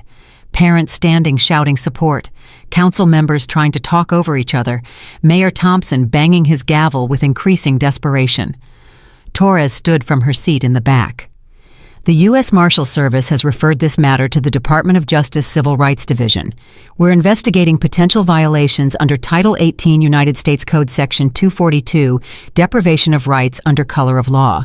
This became federal jurisdiction the moment Deputy Matthews was detained without cause. The announcement hit like a bomb. Reporters typed frantically. Cameras swung toward Torres. Council members leaned together in urgent whispered conferences. Jordan wasn't finished. "This pattern extends beyond Riverside Park. I've analyzed 911 data from 6 city parks, all showing the same profile: increased calls targeting people of color, billing increases for safe neighbor patrol correlating with call volume. Hayes's company has billed the city over $400,000 in the past year across all contracts. That's taxpayer money funding systematic harassment." She pulled up one final document, the anonymous text message she'd received Saturday night. "And when I started gathering this evidence, I received threats. Anonymous messages warning me to drop the complaint, suggesting my nephew might be in danger. Someone knew I'd requested FOIA documents before they were even delivered. Someone inside either this department or this city hall is actively trying to suppress this investigation." Jordan closed her tablet and looked out at the crowd one last time. "I didn't come here for an apology. I came here for accountability. Not just for Foster and Walsh, who arrested me. Not just for Hayes, who's profiting from discrimination. But for every person in power who's allowed this system to operate. Every council member who's approved these contracts. Every department supervisor who's ignored the pattern. Every citizen who's made these calls and felt justified doing it." She looked at Marcus sitting with Mrs. Patterson, his face showing pride, mixed with residual fear. "My nephew learned something Saturday morning. He learned that even his aunt, a federal officer with 16 years of service, can be treated like a threat for doing nothing more than existing in a public space. That's the lesson this system teaches black children. That's what we're telling the next generation. That no amount of achievement, no level of authority, no degree of compliance will protect you from being seen as dangerous simply because of your skin color." Jordan turned back to the council. "You can ignore this. You can dismiss it as one woman's grievance. You can protect Hayes and Richardson and Foster behind walls of political convenience and departmental loyalty.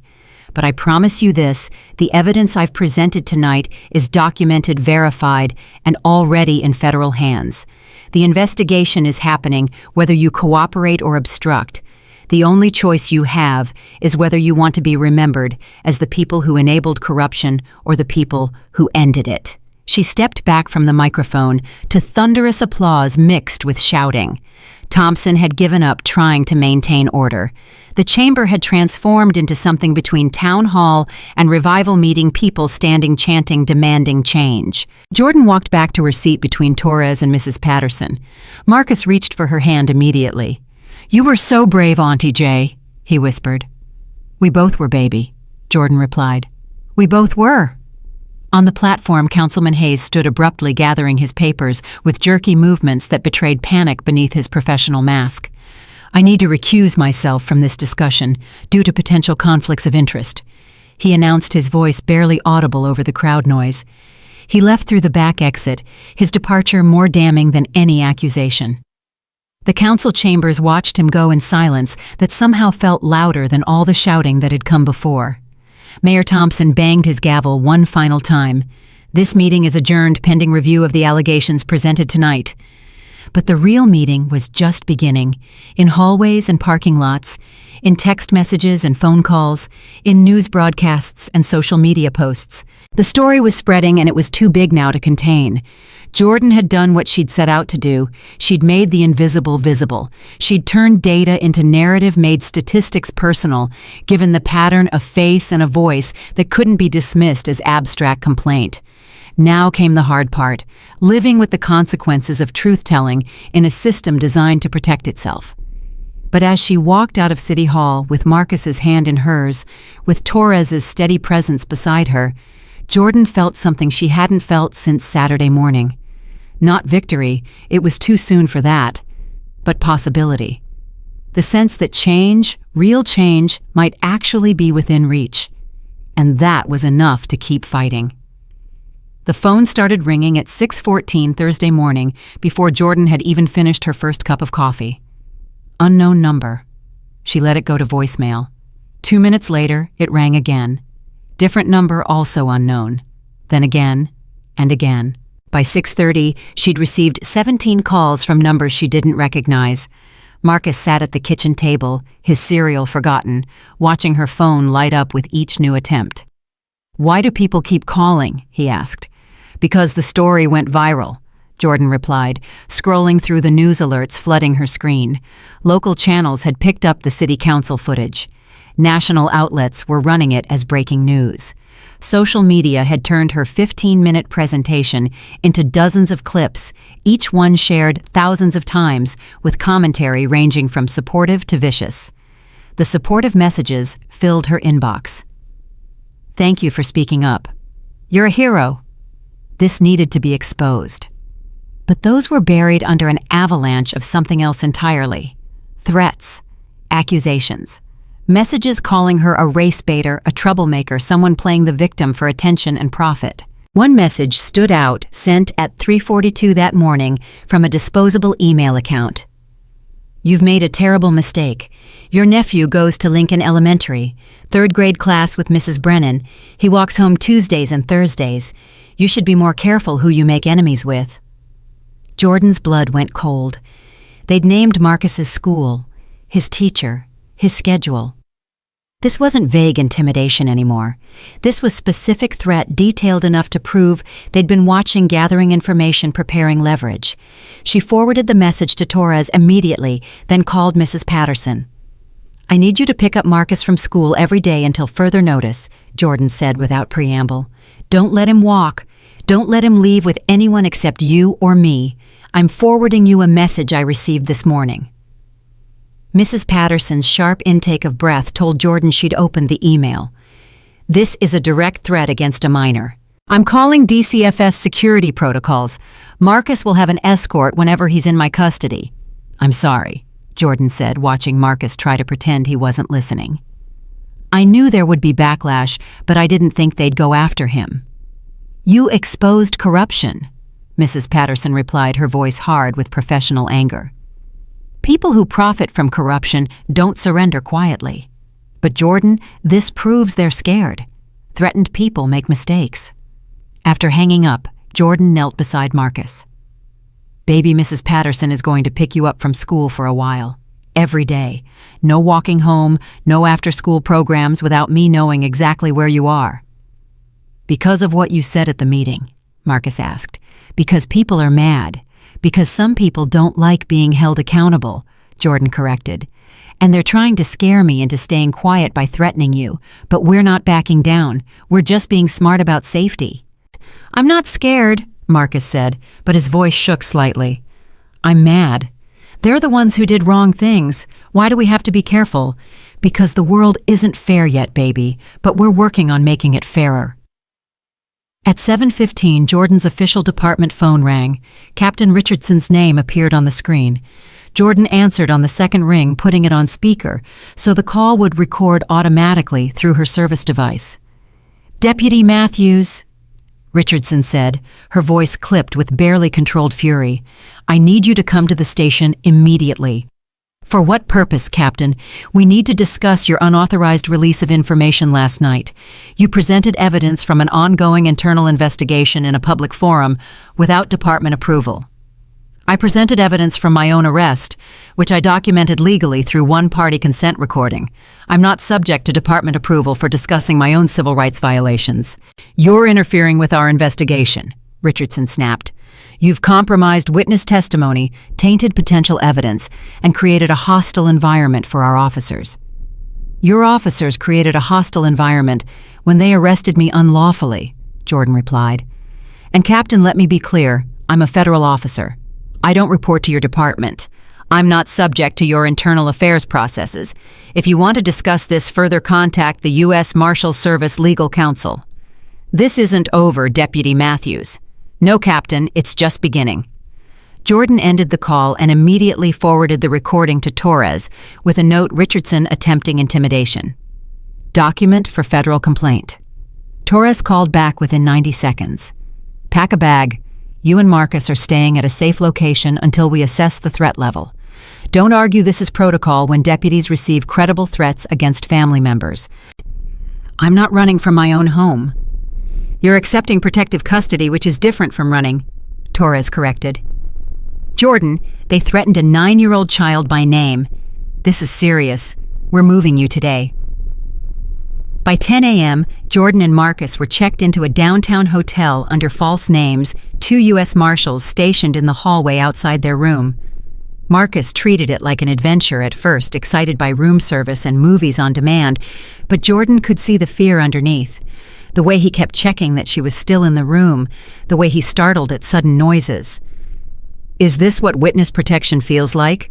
Marcus asked that evening, picking at his dinner. Similar, Jordan admitted, though usually less luxurious. We're just being cautious, baby. This won't last forever. Will we have to move, leave our house, change schools? The questions hit harder than Jordan expected. Marcus had already lost his mother, already been uprooted from everything familiar. Now she was asking him to live in uncertainty again, to accept that safety wasn't guaranteed, even when you'd done nothing wrong. Not if I can help it, Jordan promised. We're going to fight this the right way, through the system, with evidence and law and people who care about justice. But what if the system doesn't work? Marcus asked, and the question contained wisdom beyond his years. What if they protect the bad people? Then we fight harder. Friday morning brought news that Officer Derek Foster had been placed on paid administrative leave pending internal investigation. Sergeant Kevin Walsh received a written reprimand for procedural violations. Captain Richardson issued a statement expressing regret for miscommunication and pledging to review department policies. Jordan read the announcements on her tablet while Marcus slept in the adjoining hotel room and felt rage burn through her chest. Paid leave meant vacation. Written reprimand meant paperwork filed and forgotten.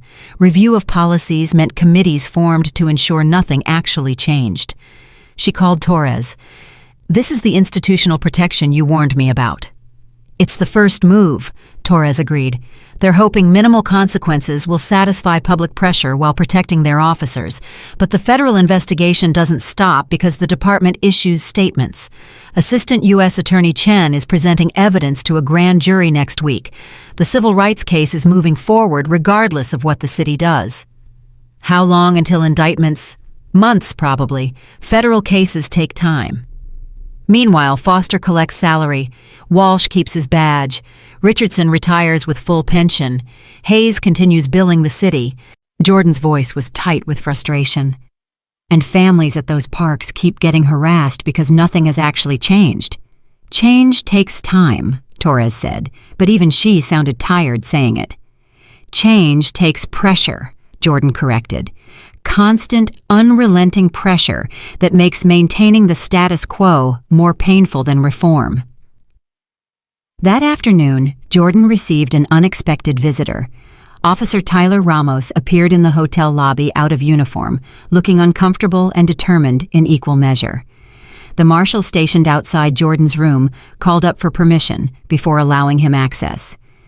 "Deputy Matthews," Ramos said when Jordan met him in the lobby, "I need to talk to you, off the record." They sat in a corner booth where Jordan could see both entrances. Old habits. Ramos looked young up close, maybe 26, with the kind of earnest expression that hadn't been beaten down by department cynicism yet.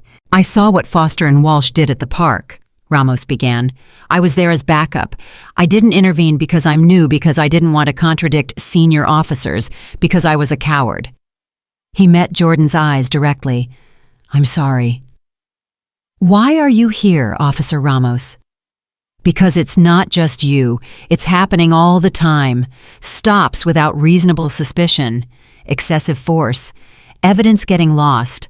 Officers covering for each other. I joined this department because I wanted to help people.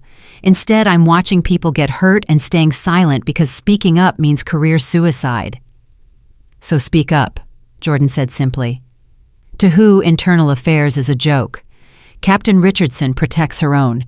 The union fights every discipline action. The few officers who've tried to report misconduct get forced out through administrative harassment. "Speak to the federal investigators," Jordan said. Assistant U.S. Attorney Michael Chen is running the civil rights investigation. He needs insider testimony. He needs officers willing to document what's happening inside the department. Ramos looked at his hands, wrestling with something. "If I testify, my career is over. I'll be blackballed from every department in the state, labeled a rat. My family depends on my salary. My dad was a cop. My uncle's a sergeant 2 precincts over. This job is my whole identity. And if you stay silent, how many more people like me get arrested for doing nothing wrong? How many more kids like Marcus watch their guardians get humiliated by officers who know they can act without consequences?" Jordan leaned forward. "Your career versus their civil rights. Your family's comfort versus justice. That's the calculation." "You make it sound simple." "It is simple. It's just not easy." Ramos pulled out a flash drive, setting it on the table between them. "Body camera footage. The missing 10 minutes from your arrest. Morrison didn't delete it. He moved it to his personal drive, probably planning to destroy it later. I copied it before he could." Jordan stared at the flash drive like it was an explosive device. "How did you access Morrison's personal files?" "He uses his birthday as his password. Everyone knows it. We mock him for it." Ramos pushed the drive toward Jordan. "It shows Walsh and Foster discussing your credentials, shows them deciding to suppress the information, shows Morrison agreeing to leave your credential case off the evidence log. It's proof of conspiracy to violate your civil rights." "This is explosive," Jordan said quietly. "This ends careers. This leads to criminal charges." "Good," Ramos replied. "It should. And you understand what this means for you. The department will know someone leaked this. They'll investigate. They'll figure out who had access. Let them figure it out." Ramos stood straightening his shoulders. "You were right at the council meeting. We all have to choose whether we want to be remembered as people who enabled corruption or people who ended it. I'm choosing to end it." After Ramos left, Jordan sat alone in the booth, staring at the flash drive. This was the evidence that had been missing. The proof that the suppression was deliberate, that multiple officers had conspired to hide her federal status, that the entire department structure facilitated this kind of abuse. She called Torres. "We've got them." The footage was even more damning than Jordan had hoped. 10 minutes of Walsh, Foster, and Morrison in the booking area, Morrison holding Jordan's credential case, all 3 of them discussing what to do. "She's federal," Morrison said on the recording, his voice clear despite the poor camera angle. "Deputy U.S. Marshal, 16 years service." "Why the hell didn't she say so?" Foster replied. "Because she wasn't required to," Walsh said, his voice sharp. "And because now she's got us for unlawful detention of a federal officer. So we release her. Claim miscommunication." Morrison started to log the credential case, then stopped. Unless what?" Foster asked. "Unless we don't log this. Unless we treat her like any other subject, finish processing, and let her go with no charges filed. It becomes a misunderstanding instead of a federal incident." "That's evidence suppression," Walsh said, but his tone was considering rather than rejecting. "That's avoiding an unnecessary escalation," Morrison corrected. "We can't undo the arrest, but we can minimize the fallout. No federal credentials documented means no official notification required, means it stays internal instead of becoming a Justice Department problem." The recording showed all 3 men agreeing to the plan, showed Morrison deliberately setting aside the credential case without logging it, showed them coaching each other on what to write in reports to ensure their stories aligned. It was conspiracy captured in real time, documented by their own equipment preserved despite their attempts to destroy it. Torres played the footage 3 times in her office Saturday morning, Chen watching over her shoulder. "This is the smoking gun," Chen said finally. "This proves intent, proves coordination, proves the department culture enables civil rights violations." "When do we arrest them?" Jordan asked. "Monday morning. We'll execute warrants simultaneously for Walsh, Foster, and Morrison. Federal charges conspiracy to violate civil rights, evidence tampering, obstruction of justice. Richardson gets added as a defendant for supervisory liability once we establish what she knew and when. And Hayes is trickier. The billing records establish motive and opportunity, but we need to prove he knew his company's profits were directly tied to racial profiling. We're executing search warrants on Safe Neighbor Patrol's offices Monday as well, looking for emails, financial records, anything showing Hayes directed or encouraged the harassment." Jordan felt something unfamiliar settle in her chest. Hope, maybe, the real kind backed by evidence and legal weight rather than optimistic wishing. "Ramos is going to need protection," Jordan said. "When this footage surfaces, the department will know he leaked it." "He's already contacted us about entering federal witness protection during the trial," Torres replied. "We're setting him up with new identity relocation assistance career placement outside law enforcement. He's cooperating fully." "He sacrificed everything," Jordan said quietly. "So did you," Torres replied. "The moment you stood up at that council meeting, the moment you refused to stay silent about your own arrest, you both chose principle over convenience. That's rare enough it deserves protection." Saturday afternoon, Jordan and Marcus returned home under Marshal escort.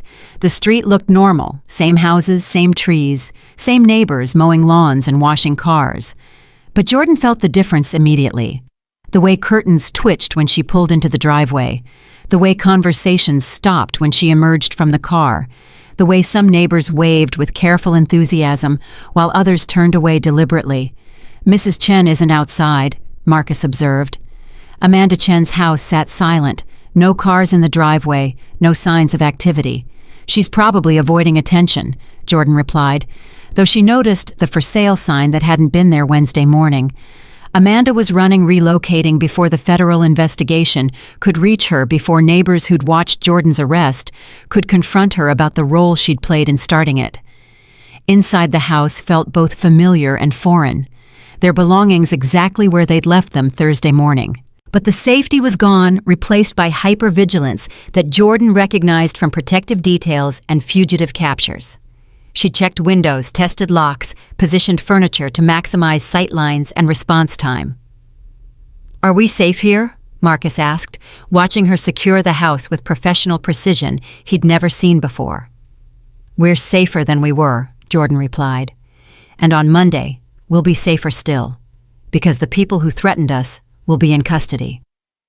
"Will everything go back to normal?" Jordan paused, considering how to answer honestly without terrifying him. "Normal is going to look different now, baby. Some people will see us as heroes. Others will see us as troublemakers. Some will support what we did. Others will resent it. But we'll still have each other. We'll still have our home. We'll still have truth on our side. That's enough. It has to be." Sunday evening, Jordan received a call from an unexpected source, Reverend Marcus Cole from New Hope Baptist Church. She'd seen his name in news coverage of the city council meeting, seen him organizing community support, mobilizing church networks, transforming individual outrage into collective action. "Deputy Matthews," Reverend Cole said when she answered, "I wanted to reach out before tomorrow's arrests become public. Our congregation has been following your case closely. Many of our families have experienced similar harassment at those parks.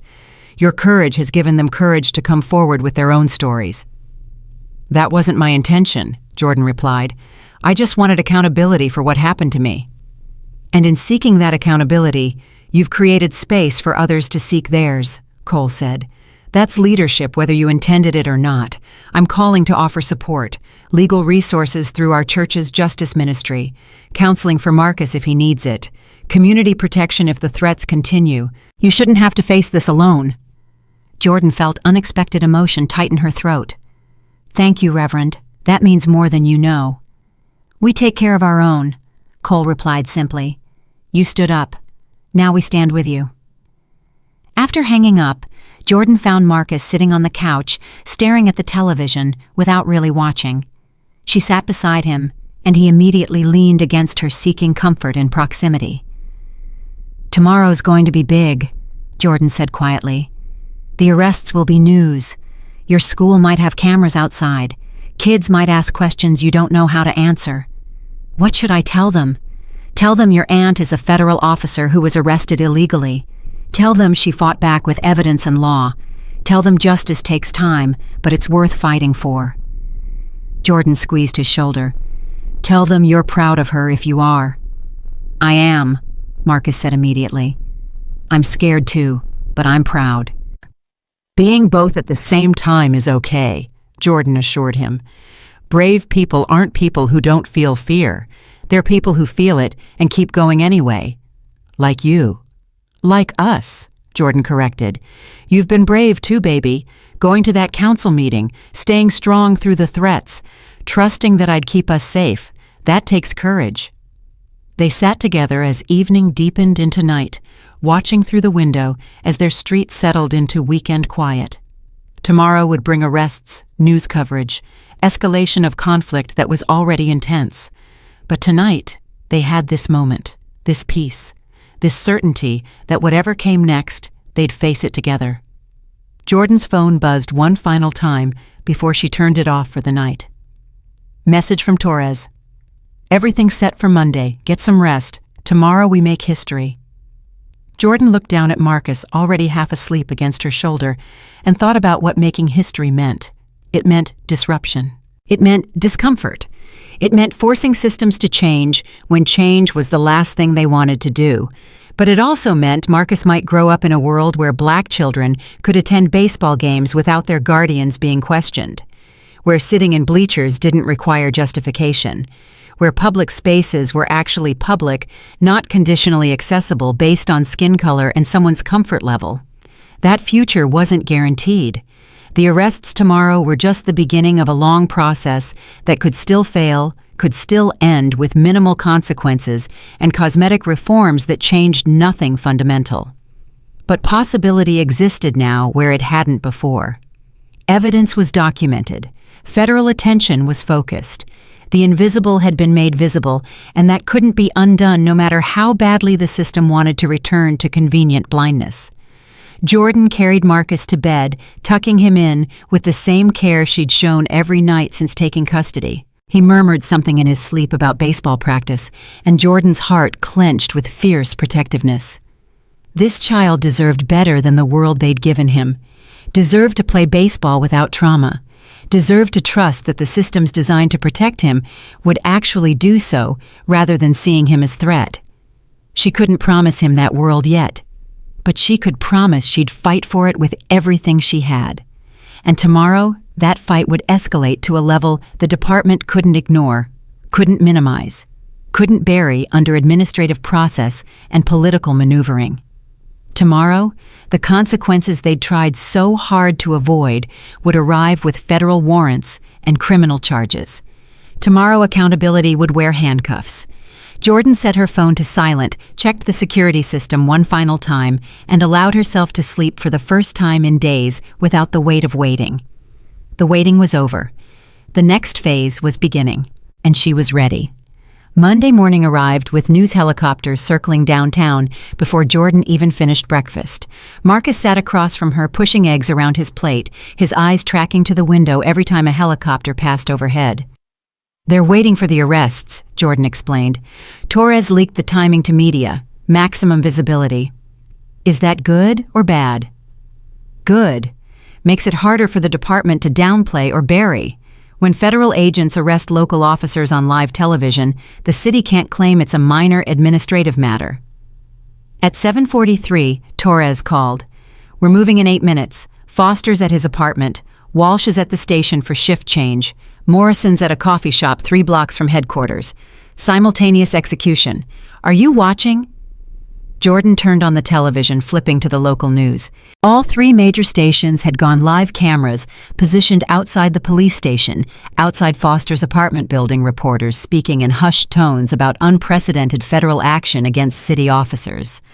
Marcus climbed onto the couch beside her, and Jordan put her arm around him. This is what accountability looks like, baby. Watch carefully. The television split into 3 screens. Left showed Foster's apartment. Center showed the police station. Right showed the coffee shop where Morrison sat unaware that his morning was about to end in handcuffs. At 7:51, exactly federal agents moved simultaneously across all 3 locations. Foster opened his apartment door to 6 U.S. Marshals in tactical gear, their movements precise and overwhelming. The body cam footage later released would show Foster's face going pale as the lead agent read charges. Derek Foster, you're under arrest for conspiracy to violate civil rights under color of law, evidence tampering, and obstruction of justice. You have the right to remain silent. At the station, Walsh was heading to his patrol car when agents intercepted him in the parking lot. His fellow officers stood frozen, watching one of their own being cuffed, read his rights led away, while cameras captured every moment. Walsh's face showed disbelief, first then rage, then something like fear, as reality settled in. Morrison tried to run. The coffee shop footage would go viral within hours. Morrison seeing the agents approach, bolting toward the back exit, being tackled in the alley behind the building by 2 marshals who'd anticipated exactly that response. His coffee went flying, ceramic shattering on concrete, the sound picked up clearly by news microphones. "They're really arrested," Marcus whispered, his voice mixing awe with satisfaction. "They're actually in handcuffs like they did to you." "Like they did to me," Jordan confirmed. "Except their arrests are lawful, based on evidence, based on crimes they actually committed." Her phone rang. Unknown number, but Jordan recognized the area code. She answered on speaker. "You destroyed their lives." The voice was female, older, shaking with fury.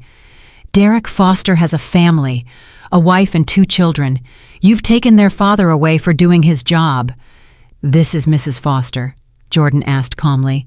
"You know who this is. You've been planning this revenge since Saturday. You couldn't just let it go. You had to ruin everything." "Mrs. Foster, your husband arrested me illegally. He used excessive force.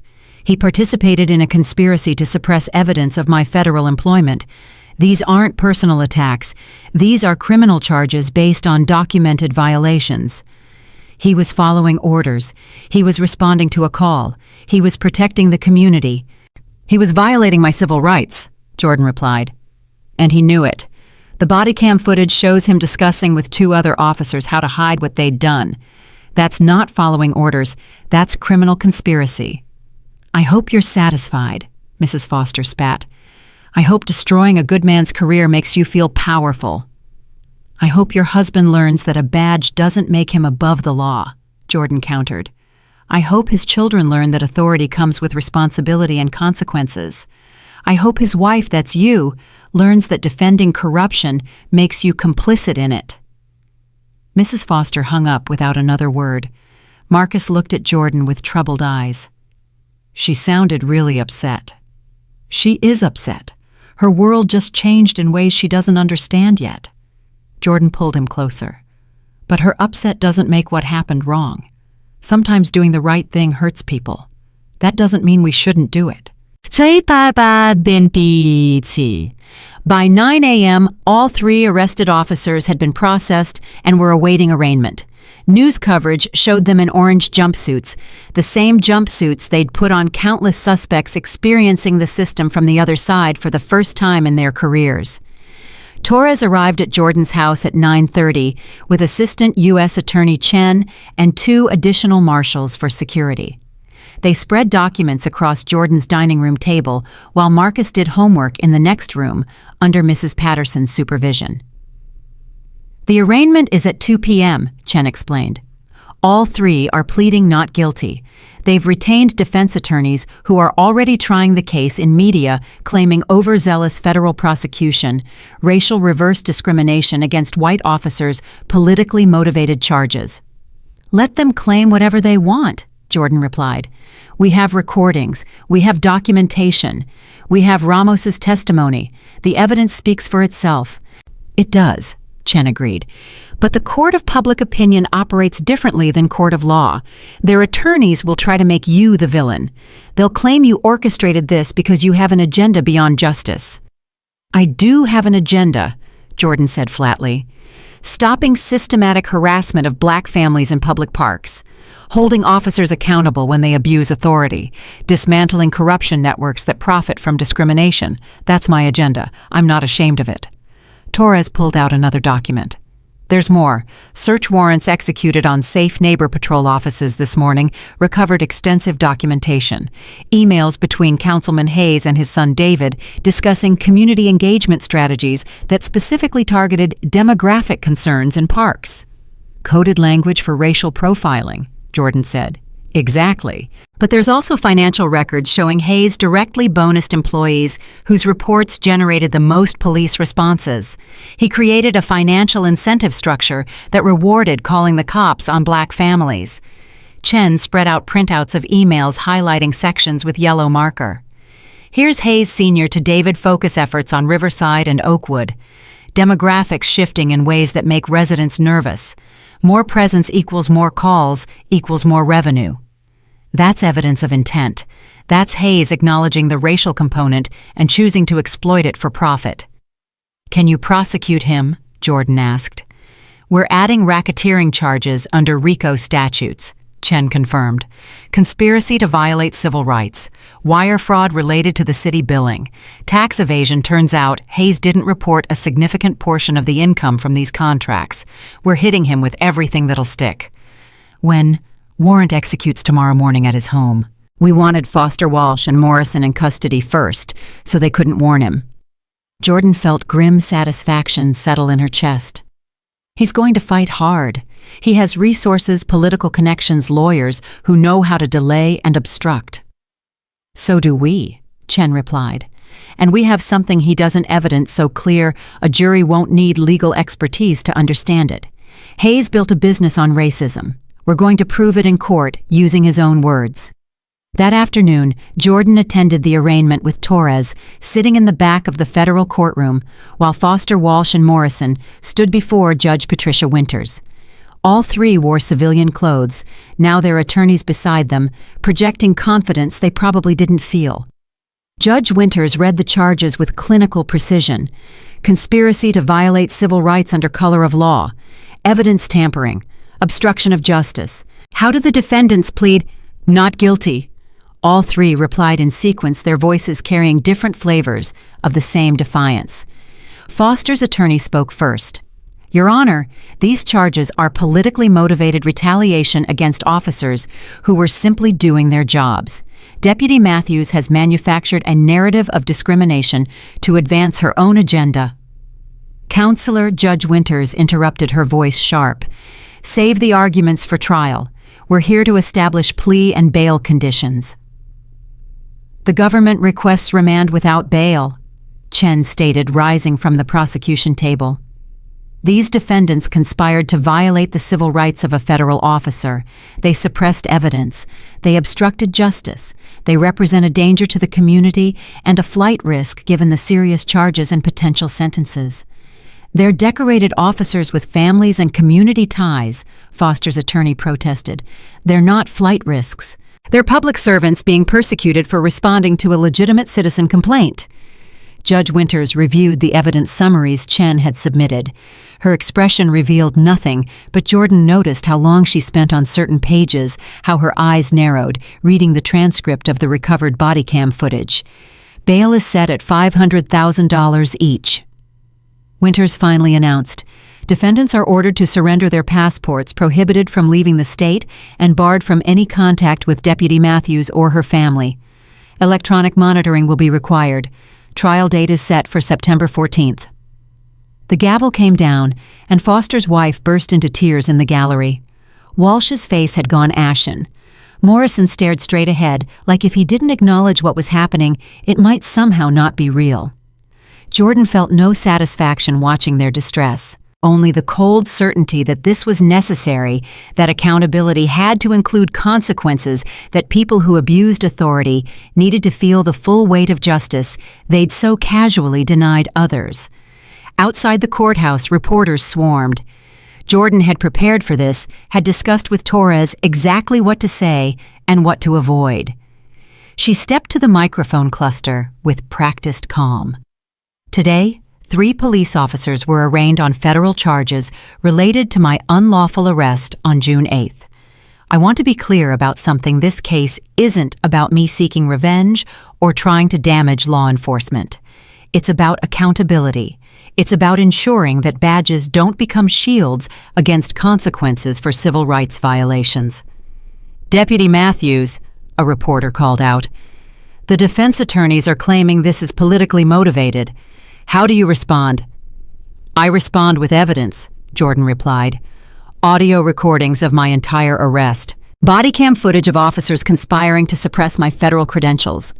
FOIA data showing a pattern of harassment targeting black families across 6 city parks. Financial records proving that harassment was profitable for a city councilman's private security firm. This isn't political. This is documented criminal activity being prosecuted appropriately. What about Officer Foster's family? His wife says you've destroyed their lives. Jordan paused, choosing her words carefully. I have empathy for any family facing this situation, but Officer Foster made choices that led to this outcome. He chose to arrest me without probable cause. He chose to use excessive force. He chose to conspire with other officers to hide evidence. Those choices have consequences. My responsibility isn't to protect him from those consequences. My responsibility is to seek justice for myself and everyone else who's been targeted by this system. Do you think this will lead to real change? I think sunlight is the best disinfectant, Jordan replied. Exposing corruption is the first step toward eliminating it. Whether that leads to real change depends on whether the community demands it, whether elected officials prioritize justice over political convenience, and whether good officers like Tyler Ramos find the courage to speak up when they see wrongdoing.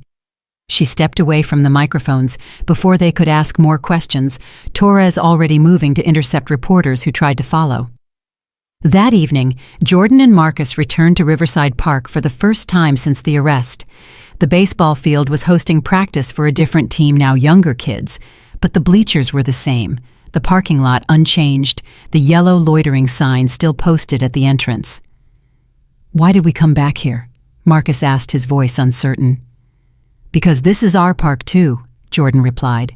Because we have every right to be here.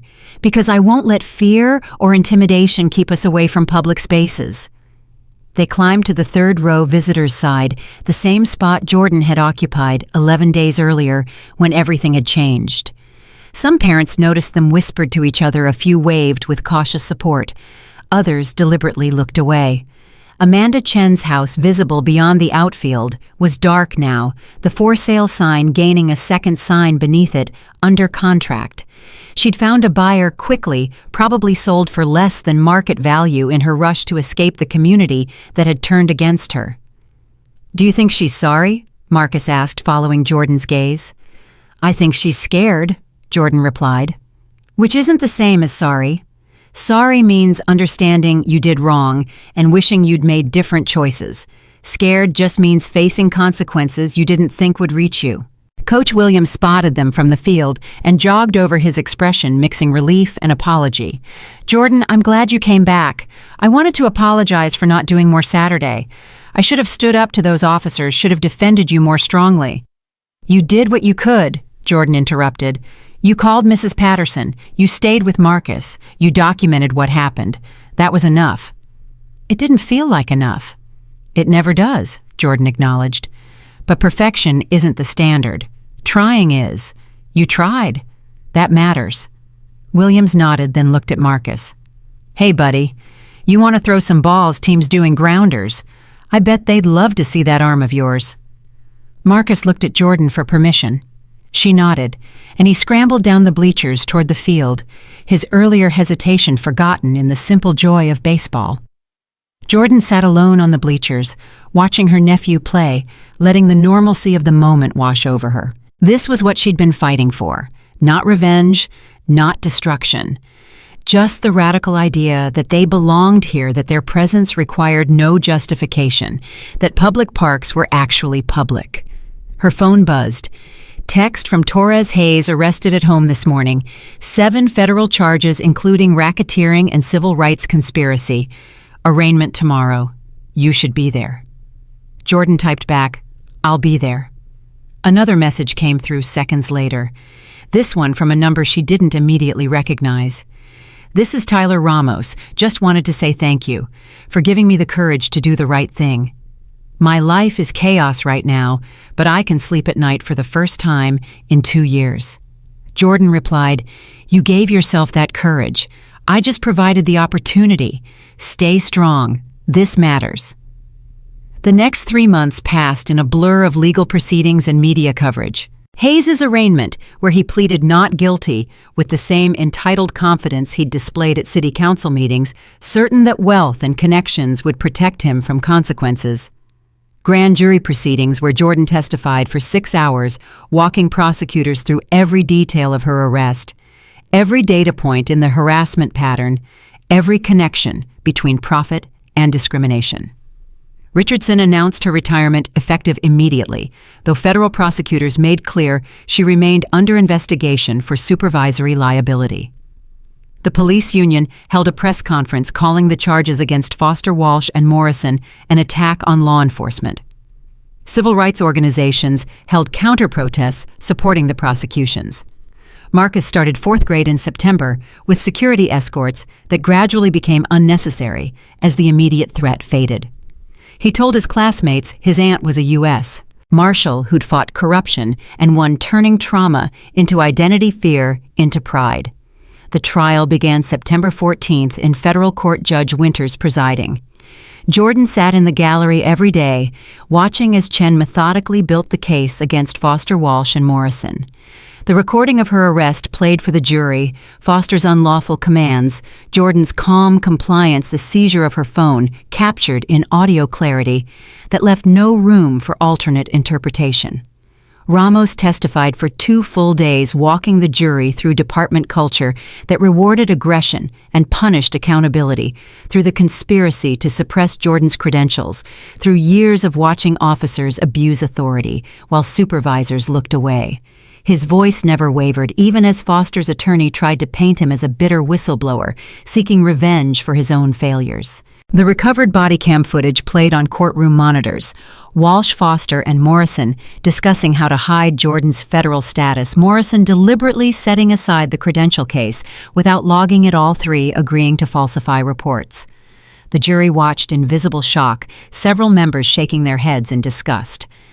Hayes' trial ran concurrently in an adjacent courtroom, his case more complex but no less damning. Emails between Hayes and his son, displayed on large screens, the coded language obvious even to jurors with no experience in discrimination cases. Financial records showing bonuses tied to police response rates. Billing invoices that increased by 340% after targeting strategies shifted to demographic concerns. On October 3rd, both juries returned verdicts within hours of each other. Foster Walsh and Morrison guilty on all counts. Hayes guilty on 6 of 7 charges. The jury hung on 1 wire fraud count that prosecutors indicated they'd retry. Jordan was at the courthouse when the verdicts came down, Torres beside her, Mrs. Patterson holding Marcus's hand. The courtroom erupted in reactions, cheers from civil rights observers, gasps from officers who'd attended to support their colleagues, tears from Foster's wife, who'd sat through every day of testimony believing somehow her husband would be exonerated. Judge Winters banged her gavel for order. Sentencing is scheduled for November 20th. Defendants will remain on bail under existing conditions until that time. Court is adjourned. Outside reporters crowded the courthouse steps. Jordan had learned to navigate these moments, to deliver sound bites that captured complexity in quotable phrases. "Justice was served today," she said simply. 3 officers who violated their oaths and a councilman who profited from discrimination have been held accountable. But this verdict doesn't undo the harm they caused. It doesn't restore the families they harassed or repair the trust they destroyed. It just establishes that corruption has consequences. Real change requires sustained effort, requires reforming systems that enable abuse, requires communities staying vigilant even after headlines fade. "What's next for you?" a reporter asked. "I'm returning to work. I'm raising my nephew. I'm living my life in the city I call home." Jordan looked directly at the camera. I'm watching to make sure the department implements actual reforms, not just policy updates that look impressive on paper. I'm monitoring those 6 parks to ensure harassment patterns don't just resume under different justifications. I'm available as a resource for other families who experience what I experienced and need guidance navigating the system. This case is over. The work isn't. Sentencing day arrived cold and gray November, delivering early winter weather that matched the somber atmosphere in Judge Winters' courtroom. Foster, Walsh, and Morrison stood before the bench in suits instead of uniforms, their faces showing the weight of 2 months spent waiting for this moment. Judge Winters addressed them with the tone of someone who'd spent weeks reviewing evidence and considering appropriate consequences. The jury found you guilty of conspiring to violate the civil rights of a federal officer, of tampering with evidence to hide your actions, of obstructing justice to protect yourselves from accountability. These convictions reflect not momentary lapses in judgment, but deliberate choices to abuse authority and suppress truth. She paused, letting the words settle. Derek Foster, you are sentenced to 4 years in federal prison, followed by 3 years supervised release. Kevin Walsh, you are sentenced to 5 years in federal prison, followed by 3 years supervised release. Your longer sentence reflecting your supervisory role in the conspiracy. James Morrison, you are sentenced to 3 years in federal prison, followed by 2 years supervised release. Foster's wife sobbed audibly. Walsh closed his eyes. Morrison's face remained blank shock, preventing emotional response. In addition, Winters continued, all 3 defendants are permanently barred from employment in law enforcement. You have betrayed the trust that badge represents. You will never wear it again. In the adjacent courtroom, Hayes received 12 years for racketeering, civil rights conspiracy, and fraud charges. His attorney immediately announced plans to appeal. Hayes himself said nothing, his earlier confidence completely evaporated, replaced by the dawning realization that wealth and political connections had limits when evidence was overwhelming. Jordan didn't attend Hayes' sentencing. She'd made her point. The system had responded. Further witnessing felt less like justice and more like vengeance, and vengeance had never been her goal. Instead, she took Marcus to Riverside Park. Saturday morning, 10 o'clock, his team's practice schedule resuming after the season break. They climbed to the 3rd-row visitors' side, the spot that had become theirs through repetition and refusal to be displaced. The bleachers had more black families now than they had in June. Word had spread that the park was safe again, that the harassment had ended, that Jordan Matthews had fought the system and won. Parents nodded to her, as they arrived, some stopping to introduce themselves, to thank her for speaking up to share their own stories of being questioned and intimidated. Things changed, Marcus observed, watching the crowd gather. There's more people like us. Things started to change, Jordan corrected. Real change takes years, decades, generations. But yes, baby, we helped start it. Out on the field, Marcus's team ran drills. A new coach had taken over, younger, more diverse, making an active effort to engage with all the families instead of just the comfortable inner circle. Amanda Chen was gone. Patricia Morrison had moved 2 towns over. David Hayes was facing his own legal consequences as his father's co-conspirator. The system hadn't fixed itself. Department reforms were still being negotiated. Officers still made questionable stops. Racial profiling didn't disappear because 3 cops went to prison. But the pattern had been disrupted, the profit motive eliminated, the cost of discrimination made visible enough that people thought twice before weaponizing 911 against families who made them uncomfortable. Jordan's phone buzzed. Message from Torres Ramos, got accepted to law school. Says he wants to become a civil rights attorney. You inspired him. Jordan smiled, typing back. He inspired himself. I just held up a mirror. Marcus waved from shortstop where he'd been positioned for drills. Jordan waved back, feeling the weight of the past 5 months settle into something manageable. Not erased, not forgotten, but integrated into their story in a way that included both pain and growth, both trauma and triumph. Auntie J, Marcus called out during a water break, jogging over with that boundless 9-year-old energy. Coach says I'm starting at shortstop next season, says my fielding improved. That's because you kept practicing, Jordan replied. Even when things were hard, even when we had to take breaks, you didn't give up. Neither did you, Marcus said seriously. When those police officers arrested you, when people threatened us, when everyone said you should just forget it, you didn't give up either. No, baby, I didn't. Why not would have been easier. Jordan knelt down, looking her nephew in the eyes. Because easier isn't the same as right. Because staying silent protects people who abuse power and abandons people they victimize.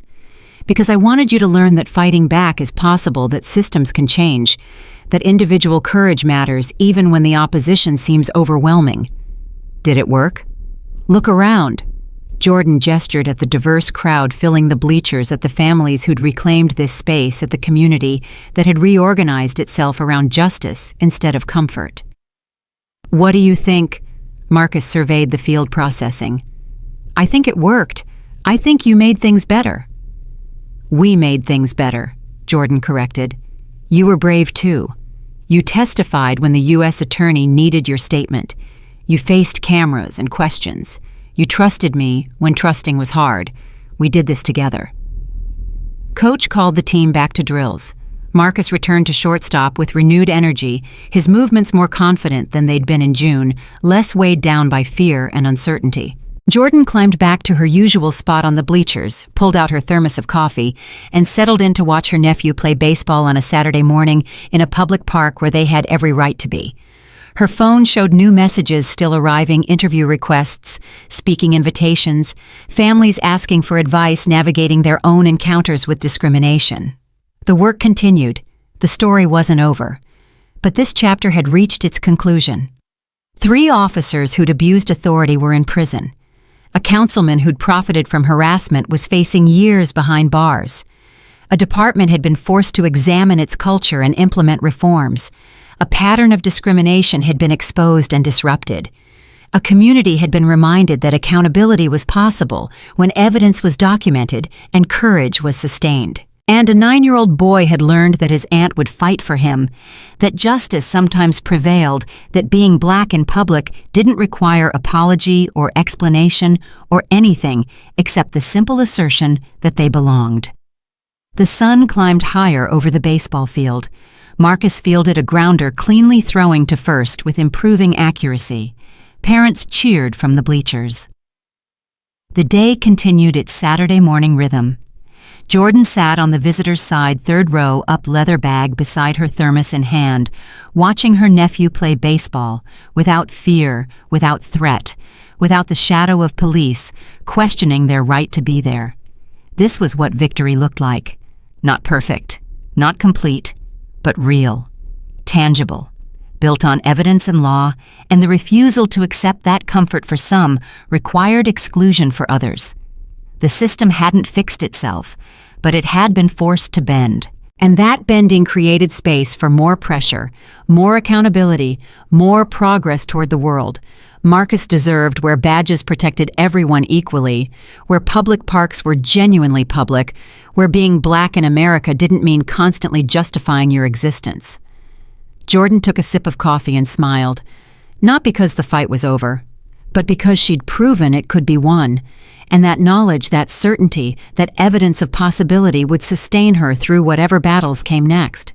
Because there would be more battles, more corruption to expose, more systems to challenge, more officers who needed to learn that authority without accountability was tyranny regardless of who wore the badge. But today, this morning, this moment belonged to Marcus at shortstop and Jordan in the bleachers, and the radical revolutionary act of simply being present without fear. The war wasn't over. But this battle had been won, decisively documented, thoroughly prosecuted successfully. And that victory mattered not just for what it achieved, but for what it proved possible. Change could happen. Systems could bend. Justice could prevail when evidence was clear and courage was sustained, and communities refused to accept that discrimination was the price of someone else's comfort. Jordan Matthews had gone to a baseball game and been arrested for existing while black. She'd fought back with everything she had. Federal authority legal knowledge, documented evidence, and the simple refusal to accept injustice quietly. And she'd won, not perfectly, not completely, but enough to matter, enough to change lives, enough to prove that one person with courage and evidence could challenge systems designed to protect themselves and force them to choose between reform and exposure. The bleachers pressed cold against her back. The sun warmed her face.